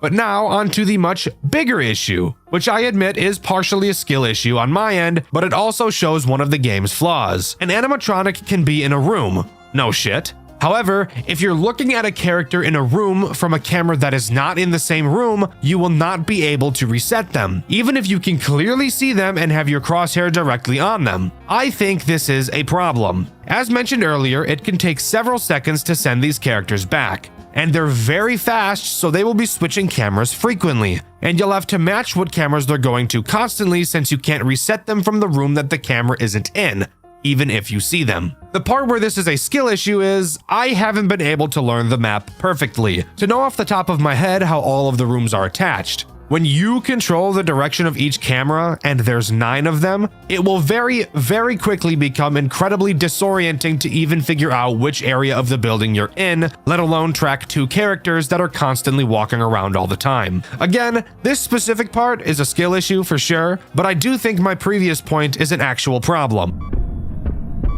Hey, got my fucking aimbot on, bro. What the fuck? This is cheating. Bonnie's cheating. The fuck, where is he? Oh shit. Dude. Where the fuck is he? What the fuck? Dude, where the fuck was he? I could not find his ass. The fuck he go to, bitch? But with that out of the way, let's move on to Night 3. Night 3 is actually a doozy, guys, I can't lie. While no new threat is introduced, an entire new mechanic is implemented that makes this game extraordinarily harder than you could ever imagine. What is that mechanic, you ask? Well, let me tell you, pretty much Satan. Now, at specific times throughout the night, all of the lights to the building will be turned off for at least 1 in-game hour, sometimes longer, making it incredibly fucking difficult to see anything. So difficult that through my playthrough, which you can see over on my second channel, Dexter Black, I actually had to change my graphics settings to make it easier for me to see, because there's no way in hell I would have completed this otherwise. However, there is something I want to praise this game for when it comes to introducing this mechanic, as thankfully it didn't just drop it directly on your forehead like I do with babies. Instead, it makes the early half of the night incredibly easy. While the phone guy is talking to you and the lights are on, only Foxy and Chica will be active, making it very easy for the first 2 in-game hours. Once 2 a.m. strikes, the power goes out for the first time, and it will come back on at 3 a.m. During this time, still only Foxy and Chica are active, and Chica will really only attack 1, maybe 2 times at most. Only after the lights come back on at 3 a.m. will Bonnie become active and start attacking. Once again at 4 a.m. the power will turn back off, wherein it will never turn back on for the remaining 2 hours of the night. So you get time to get a feel for the lights being off by only having to deal with Chica, who moves far slower than Bonnie does, and then they ease you into dealing with both of them at the same time. I think this is such a good way of introducing such a debilitating mechanic. It doesn't feel like this game is just prying open my asshole and filling it with its saliva. It's properly teaching the mechanic without directly making you feel like it's teaching you. This is a perfect execution of a mechanic like this, and as much as I hate the lights going out, this game made me hate it probably as little as I possibly could hate it, which I think is pretty cool. But with that new aids out of the way, let's move on to night 4. Night 4 is an interesting night, and another night that really shows off how wonderful this game is at introducing mechanics to you. With me just talking about how well the light function was introduced, this night has a brand new character so heinous, yet the developer was able to introduce them in a nice way, or at least as nice as possible considering how much this guy sucks. Night 4 introduces Freddy, the big kahuna himself. The role he plays is both very simple and the most terrifying at the exact same time. His goal is, of course, to get into your office. However, the way he does so is what makes him so scary. Unlike Bonnie and Chica, who wander around the building and then enter your office, when Freddy appears from a door, he will make a beeline directly for your office with no stops along the way. And Freddy is fast. Very, very fast. Freddy's music will start playing during the times he can attack. During the music, you'll hear him laugh. When he does laugh, that's how you'll know when he's about to open a door. So you'd better drop everything you're doing to focus on him, because once he exits one of the doors, you have approximately 6 seconds to deal with him before he starts digging in your butt. Now, I mentioned they introduced Freddy very nicely. How exactly did they do that? Well, Freddy activates while the lights are off on this night, so that's not very kind. However, during this Freddy attack section, both Bonnie and Chica will not be moving around, so this entire moment is spent focusing on Freddy as you understand how he works. Again, another beautiful execution of a mechanic like this. I dislike when FNAF games introduce a mechanic while everything else is happening with no explanation of how the character works. I think having the player figure it out on their own can be a good thing, but not while everything else is happening at the same time. Wonderful integration, but it makes me very scared for Night 5. Speaking of, let's move on to that. Night 5 overall doesn't add anything new. In general, it's just a much harder version of Night 4, and I'll explain why. Remember how I said that this game did a really good job of teaching the Freddy mechanic? Yeah, well on Night 5, let's just say they're not so nice. There are 2 blackouts on Night 5. The first is very kind. It lasts 60 seconds and consists only of Freddy, just like Night 4. That made me think for a moment, just a moment, this game was about to be very kind. But boy, was I wrong. The second blackout happens at 5 a.m. and runs throughout the final hour. During this final blackout, all 4 of the characters are active, and it's by far the most stressful section this game has ever had. I was skilled and based enough to beat it on my second attempt, but that's only because I'm literally the hunky chiseled god. 2 additional things to talk about on this night.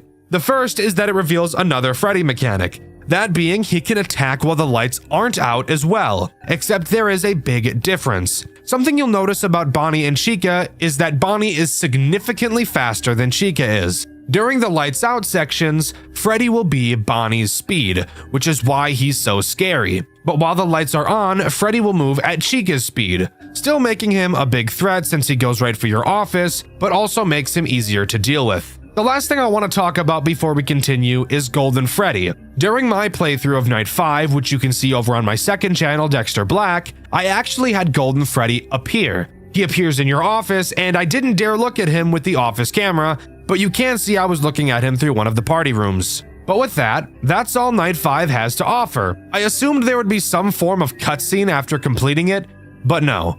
I was not so lucky. Instead, we're just thrown right into Night 6, where I'm sure we'll have just a perfect happy-go-lucky time. So turns out it wasn't actually a night 6. Upon walking to your desk to start the night, you're greeted to the extra screen where you can play any of the previous nights again, do a custom night, a real-time night, and do 5 unique challenges. So as far as we're concerned, that's all FNAF Showtime has to offer. I'm just kidding. Of course we're going to talk about the challenge modes. So let's quickly go over the first and most boring one of them all. Blackout.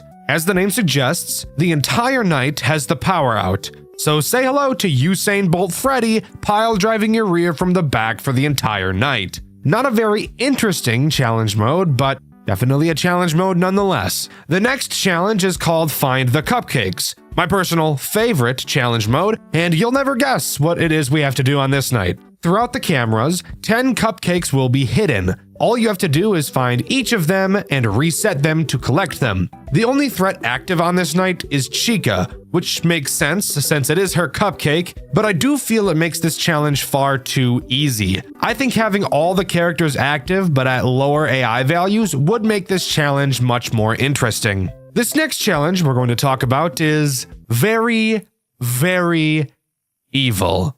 Like, think of the most evil thing you could possibly imagine, right? Think about it. Think of its shadow, right? Start with like a shadow, just got like a shadow ball, and now mold that shadow. Put it between your fingers, let it slide like you're making some clay ball in art class in 5th grade, right? Shape it into the most annoying, fucking terrifying piece of garbage you can possibly think of. Is the shadow you molded the shape of Balloon Boy?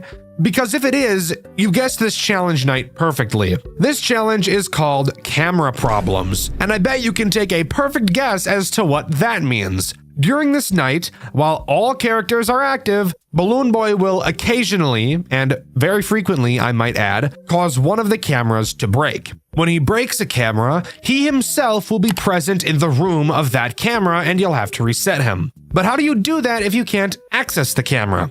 Well, you'll have to find him in that room from another camera and reset him through that one. And Balloon Boy, we all know him, is just an asshole. Piece of shit, smelly ass, goofy ass, shitty ass, pissy ass, farty ass, sharty ass, stupid ass, dumb ass, bitch ass, dunce ass, fuck ass boy. This is an incredibly difficult challenge, and I love that a new character was created specifically for it. I think that's really cool.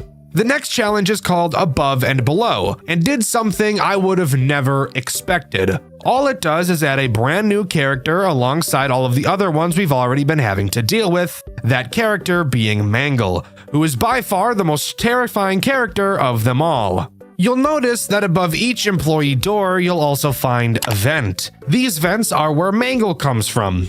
And the challenge from Mangle comes from both her being on the ceiling and by being the fastest character in the entire game, even outspeeding Bonnie and Freddy. That's all this challenge is, but holy shit, Mangle is so fucking fast and it makes this challenge one of the hardest. But I still don't think it's quite harder than Balloon Boy's. The next challenge is called Divided Attention, and you'll be able to guess exactly what this night is going to offer the moment you load into it. That being the fact that you can hear a music box. And if you check the prize corner, you'll see a small music box on the counter.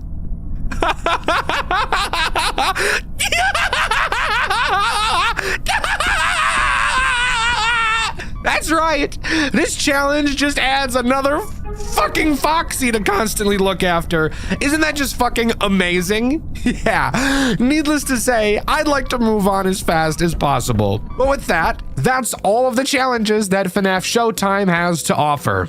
And overall, I think FNAF Showtime is an incredible game. Even though there are only 4 characters throughout the main night sections, this game proves to be one of the most difficult I've ever played. Learning how to track the characters and prioritizing them is exceptionally difficult, but it's so cool. 2D FNAF fan games, something you don't see all too often in the mainstream. A few well-known titles may come to mind.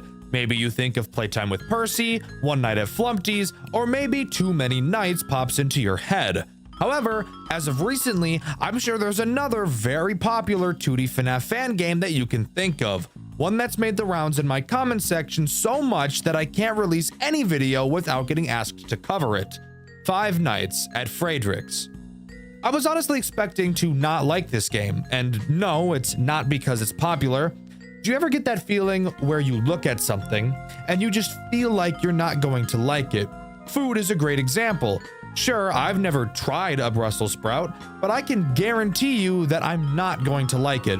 This is the feeling I had when I first looked at Five Nights at Frederick's. And oh boy, am I ever glad you guys wouldn't shut up about it, because it has easily become one of my favorite FNAF games of all time. Sit the fuck down and listen to me, a 20-year-old, fully grown man, ramble about a game made for children once again. Five Nights at Frederick's is as simple as a FNAF game can get in terms of what is actually going on. Our character's name is Alan Fritter, and we see an ad in the newspaper. Oh great, a new job, let's apply. Frederick's doesn't try to break the mold here. However, don't let that fool you, as there still is a pretty interesting story this game has to tell. Given the fact there's not much exposition to talk about, we instead get to hop right into night 1 and go over to the office and look at the tools at our disposal. Our office looks very similar to the office from Five Nights at Freddy's 1. 2 doors to the right and left of us, some cameras, bada bing bada boom, classic Five Nights at Freddy's. So, why does this game stand out to me and so many others then? Well, I'm glad you asked. Opening up the cameras, we will see the first main gameplay loop Frederick's has to offer. Going to the kitchen cameras, we will see that we're able to make pizzas. This will very quickly become the biggest priority in the entire game, but I'll go into more detail with it when it becomes relevant. But to keep it simple, always make sure you have a pizza cooking. When a pizza is done cooking, you will be able to hear a ding sound cue. That lets you know that you need to start making the next pizza. You'll notice that the doors in your office are replaced by lasers. This is one of the many interesting quirks this game has. Let's go over a few other fun stuff in the office. Occasionally, when you flip up the camera, some things have the chance to change in your office. For example, the main poster can change to have references to other fan games such as Five Newfangled Nights, Five Nights at Frickbear's 3, Not Bear, and Too Many Nights. I think including references to other fan games really helps pull the community together, which I really like. With that out of the way, now we can dive into the threats this night has to offer, starting with this game's Bonnie, or as this game calls him, Bernard das Karnickel. Yes, by the way, each of these characters in this game have been given a German name. If you'd like to know the reason why, tough shit, because even the dev doesn't know why he chose to do this. Bernard acts somewhat similarly to Bonnie, being the character that attacks your doors, except this time around he can attack both instead of just one. A big step up from what he usually does. Frederick's has no lights on the doors, so you'll have to look out for Bernard's fingers to be able to tell that he's there. If he is, use the lasers to shock him and he'll run away. If you don't do so fast enough, he'll step into your office and kinda just stand there, blocking the laser button and just kinda stare at you with his dopey ass face. This is also a good portion of the video to bring up how the power usage in this game works. It's obviously the same as any other game in concept. The more things you're using that waste power, the higher the usage will be, and the higher the usage meter is, the faster your power drains. You'll notice a difference in this game than in a game like Five Nights at Freddy's 1, where in FNAF 1, the moment you stop using something, the usage will instantly decrease, whereas in Frederick's, the power will decrease exponentially. However, this may also just be a visual thing, so maybe I'm just talking stupid right now. This night also introduces Chica, or as this game calls her, Clara das Kuchen. Clara is the reason why cooking the pizzas is so important. Clara will enter the kitchen. If a pizza is not cooking, she'll take charge and start cooking one herself. Except there's something really funny about that. And that's that she literally fucking sucks so bad at cooking you would not believe it. If you let Clara put her pizza into the oven, the building will very quickly start on fire. Very on par for a FNAF game, by the way. When the building is on fire, a brand new mechanic is introduced, the sprinkler system.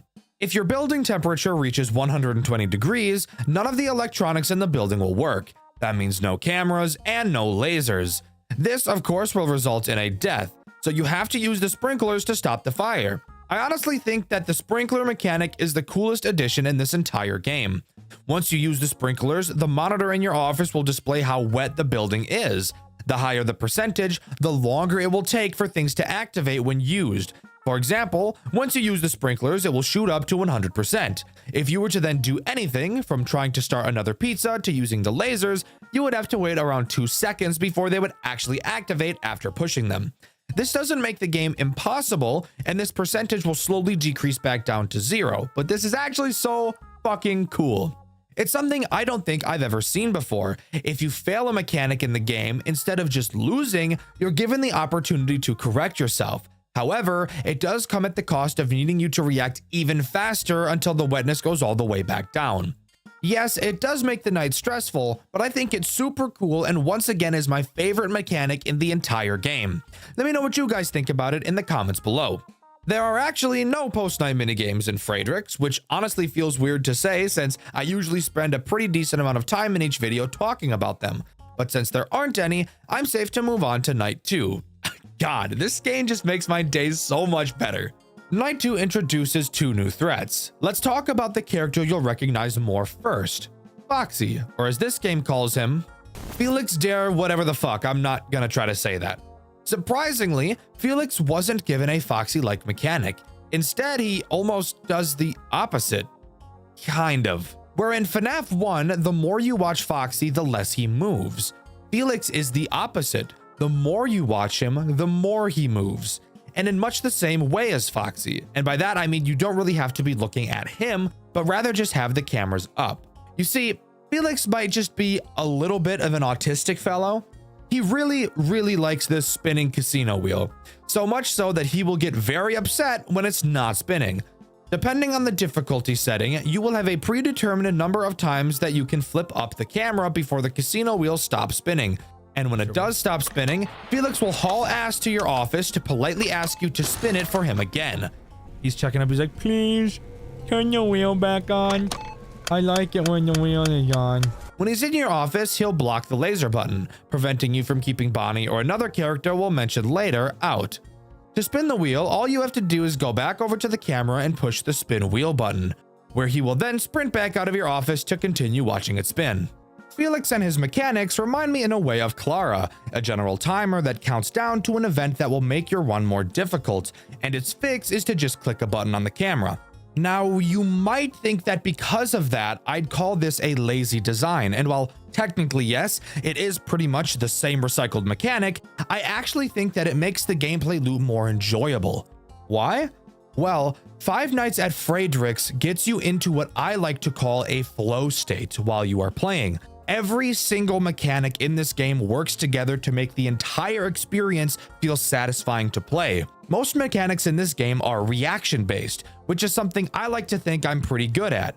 This leads to a very smooth feeling gameplay loop where yes, it is challenging, however, you almost always feel in control and every single interaction feels solid and responsive. The other threat this night adds is the endoskeleton in the back room, or as this game calls it, Endoskelet. Endoskelet behaves exactly how Bernard does with a small twist. He too will attack either of your 2 doors, but instead of blocking the button like Bernard, Endo will butt bang your power usage and force it to stay completely full until you inevitably die. I personally think that Endo has the weakest mechanic out of this entire game. However, one thing I do appreciate about him is that at least he has the decency to make a sound cue when he arrives at your door, unlike fuck-ass Bernard. Now, you might think this game seems way too easy. You never have to check the cameras until you either A, hear a very distinct sound cue letting you know to bake a pizza, or B, if Felix runs into your office, and usually, I'd agree. Up until this moment, the game is overall pretty easy, but we have yet to introduce a character that will force us to use the cameras and probably make your butthole pucker more than just a few times. So let's move on to Night 3.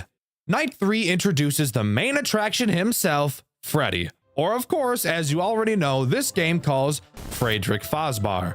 Friedrich is bolted to the stage, so that may lead you to ask the question, how is he even a fucking threat if he can't leave the stage? Well, you see, there's actually a pretty interesting plot twist here, and that's that the game fucking lied. Friedrich is bolted to the stage, however, that doesn't prevent him from moving at all. He'll jump up to the vent on the ceiling and start pulling his way through towards your office. You'll be able to see him go through 3 distinct phases on the cameras. Once he reaches stage 3, you must use the lasers to shock him, which will then cause him to go back to the stage where he will promptly try again. What this mechanic does so well for the game is force you to look at the cameras, giving Friedrich synergy with Felix. Now, I have to be transparent here. There is a sound cue that plays whenever Friedrich enters a new phase in the camera. However, it's pretty damn quiet, and with how frequently characters will be screaming from being shocked, music playing loud as fuck in your ear, as well as a multitude of other things, it will probably be very common for you to just not hear these sound cues because of how faint they naturally are. Now, of course, if you have God hearing, then checking the cameras is literally only necessary when a pizza needs to be baked, Felix needs the wheel spun, or Friedrich needs a good shock. But I honestly feel like this mechanic really ties the whole gameplay loop together. So, what could the game possibly do to spice the gameplay up from here? Oh, for fuck's sake, the power went out. Oh, fuck you! Fuck you! Hold on. What the fuck? More specifically, just the lights. Yeah, that's right. The gimmick of Night 4 is that the only way you can see is through a flashlight that follows your mouse. The cameras will be dark as well, making it harder to see some of the characters. Let's just take a moment to talk about how fucking genius this mechanic is. The only other FNAF game that I can think of that does this is Showman's, and it was brilliant there as well. Without literally changing anything about the game, you've just made it much more challenging. Especially when it comes to Bernard. Oh my god, Bernard. Bernard is the sole reason this night is even remotely difficult. If you remember from earlier, Bernard doesn't make a sound cue when he's at your door. He's also one of the characters that doesn't have glowing eyes. So this brings up the question, how are you supposed to be able to tell he's at the door if you can't see him? I want you to take a good long look at this image right here. Do you see it? Yeah, that's Bernard's hand. That's all you get to be able to tell if he's there. Obviously, looking at it now, it seems so clear. How could you even miss that? But let me tell you, when you're in a game, focusing on managing all the characters at once, this little detail could very easily end a lot of your runs. And that was totally the intention. And I think that's really cool. Again, making the game harder without drastically changing anything. It's awesome. But if you manage to complete Night 4, an unknown figure will appear in front of you and roar, flinging you to the back of the office where you'll fall into a spring-lock suit and fucking die. What the fuck? Yeah, I'm not kidding. That's what happens. And this leads perfectly into Night 5. Night 5 has you awaken, finding out you're not dead inside the suit. Getting back up, you notice the figure that caused your death was Golden Friedrich, the final boss of this game. Using your new powers from the suit, you fucking punch him in the face and he runs away like a bitch. Get ready, guys. Let's talk about the most frustrating character Five Nights at Friedrich's has to offer, Golden Friedrich. Night 5 is easily my favorite night in the entire game.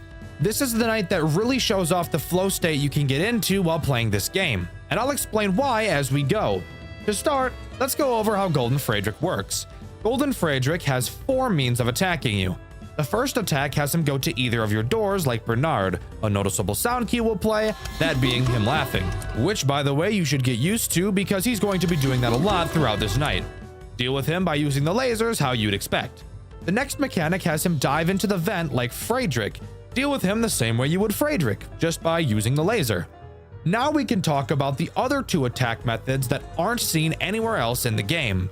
The first has him appear in your office. When he does, simply fucking punch him in the face.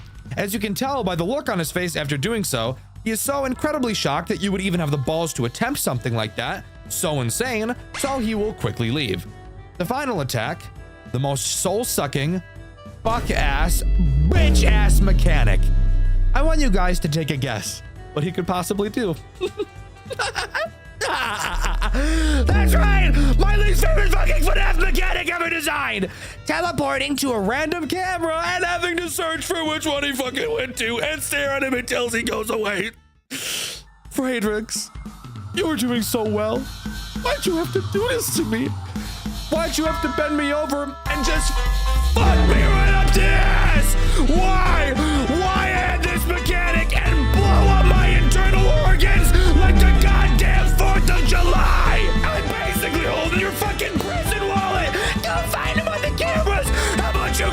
in my nuts!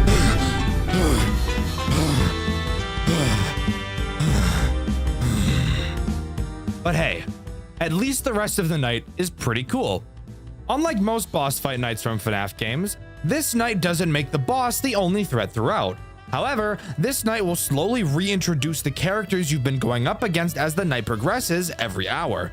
1 a.m., Bernard and Endoskelet reappear. Night 2, Chica and Felix reappear. 3 a.m., Freddy appears. And finally at 4 a.m., your lights go out once more. And at 5 a.m., the building starts on fire, forcing you to use the sprinklers. And from there, it's just a crazy survival game until the final 6 a.m. This night is honestly some of the most fun I've had with a FNAF game. Slowly reintroducing each mechanic throughout the night just made the whole experience slowly feel like it was getting harder and harder, which, to be fair, it was. 100% go try this game out. You will not regret it. Oh yeah, I forgot to mention that throughout this night, you've been able to see this memory wipe meter slowly fill up. Well, at the end of the night, it completes, and the character we've been playing as so far seemingly finally dies. Golden Frederick laughs at the corpse, and that's when we're shot back to the menu to see that there is a night 6. But if we're dead, how is that even going to work? Ladies and gentlemen, let me introduce you to the second main character of this game, Ella Vanilla. Ella is who we play as on night 6. She discovers a job flyer in the local newspaper and decides that it'd be a great idea to become the new night guard at Frederick's. Entering the office for the final night, we're greeted to, oh my fucking god, there's Alan right there. That's right. On top of everything we've seen so far, our previous protagonist becomes an antagonist on this night, and he's pretty damn aggressive as well. Now being called Fritterfalle, he acts as an additional threat to make night 6 a pain in the dick. His mechanic is simple, basically being a music box, something I wasn't super thrilled about when I first saw it, but overall ends up not really feeling like one, even though that's literally all it is. Throughout this night, Fritterfalle will attempt to get up and murk your ass. In order to sedate him, all you have to do is hold his nose. According to the lore, the owners of this restaurant actually tell the technicians to do this to Fritter because they know how much of a threat he is. Yet for some reason, they refuse to throw his ass out. But with that, that's all the main game of Five Nights at Frederick's has to offer. Let's fucking go! Woo! Woo! 217. Ella Vanilla. Fuck yeah, we got SpongeBob over there. Is that Gustavo Fring up here? But, as I'm sure you can tell by looking at the timeline of this video, I still have more I want to talk about. That being the story, and my favorite thing about any game ever, post-game. Let's start with the story. You may think that this game doesn't really have anything else besides what we've already covered with Alan and Ella, but there actually is a little bit more to dissect. I want to first thank commenters such as Lex Gauntly and Redman. If it weren't for comments like these on my Tales of the Bunnyman video, I probably wouldn't feel as confident talking about the story, as it is something I don't like doing because I don't feel like I can do it as much justice as it deserves.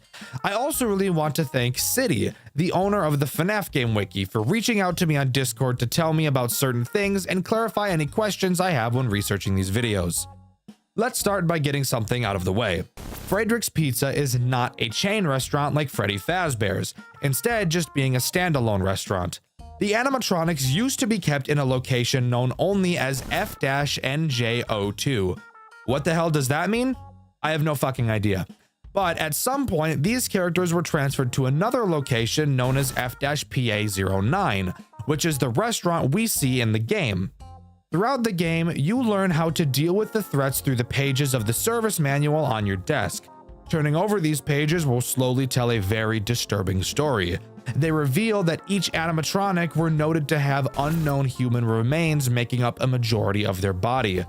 Frederick has human teeth and eyes, Clara has human arms, Bernard is literally just an amalgamation of human mush, Felix has human eyes, and Endo has human veins and teeth. On Flinguary, yes, by the way, the months are named differently in this game, 29th, 2009, Alan Fritter takes the job at Frederick's after standing outside the building and slapping the window until he was hired. The reason he wanted the job? I have no fucking idea, and it's not clear in the game either, so just accept it. However, it is clear that the animatronics remember him from past events and are intent on killing him. Throughout the night, you are supposed to be taught the mechanics through the manual on your desk. However, the pages of said manual have been ripped out, crumpled, and scribbled on by presumably previous employees. These scribbles are mocking the animatronics, which I get the funny feeling pisses them off a little bit, and it's confirmed that the characters enjoy killing the guards at the establishment. It's confirmed that Clara made her first successful pizza using Alan's body parts. Bernard used his arms as a back scratcher. Friedrich used his fucking veins as dental floss, which is insane. And Endoskelet used his remains as a suit. As far as I could tell, Felix is the only one who didn't do something fucked with the corpse. Obviously, at the end of the week, Alan gets that Soulja Boy cranked on him by Golden Friedrich and is stuffed inside a spare suit. His memory is wiped, and instead of disposing of the corpse in their restaurant, the owners instead instructed the technicians to use him for testing. Okay, maybe I'm too level-headed, but this seems like a very stupid idea that would get OSHA on your ass in about 4 seconds flat.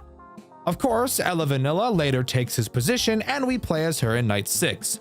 It's clear that Alan still somewhat has a presence inside of the suit. Obviously because he can attack you while playing as Ella, but also because through the extras menu, we learn that he responds to Ella's comments through the collectibles menu, and at one point even entrusts her with holding an unstated item appearing as some weird looking snapped object. But really, after this, the story is either unclear or not canon. So as far as I'm aware, that's everything, and Five Nights at Frederick's truly comes to a close. Overall, I think Five Nights at Frederick's is one of the most fun FNAF experiences I've ever had. The game is goofy, the story is simple and silly, and the game mechanics are some of the most solid and fun to play I've ever seen.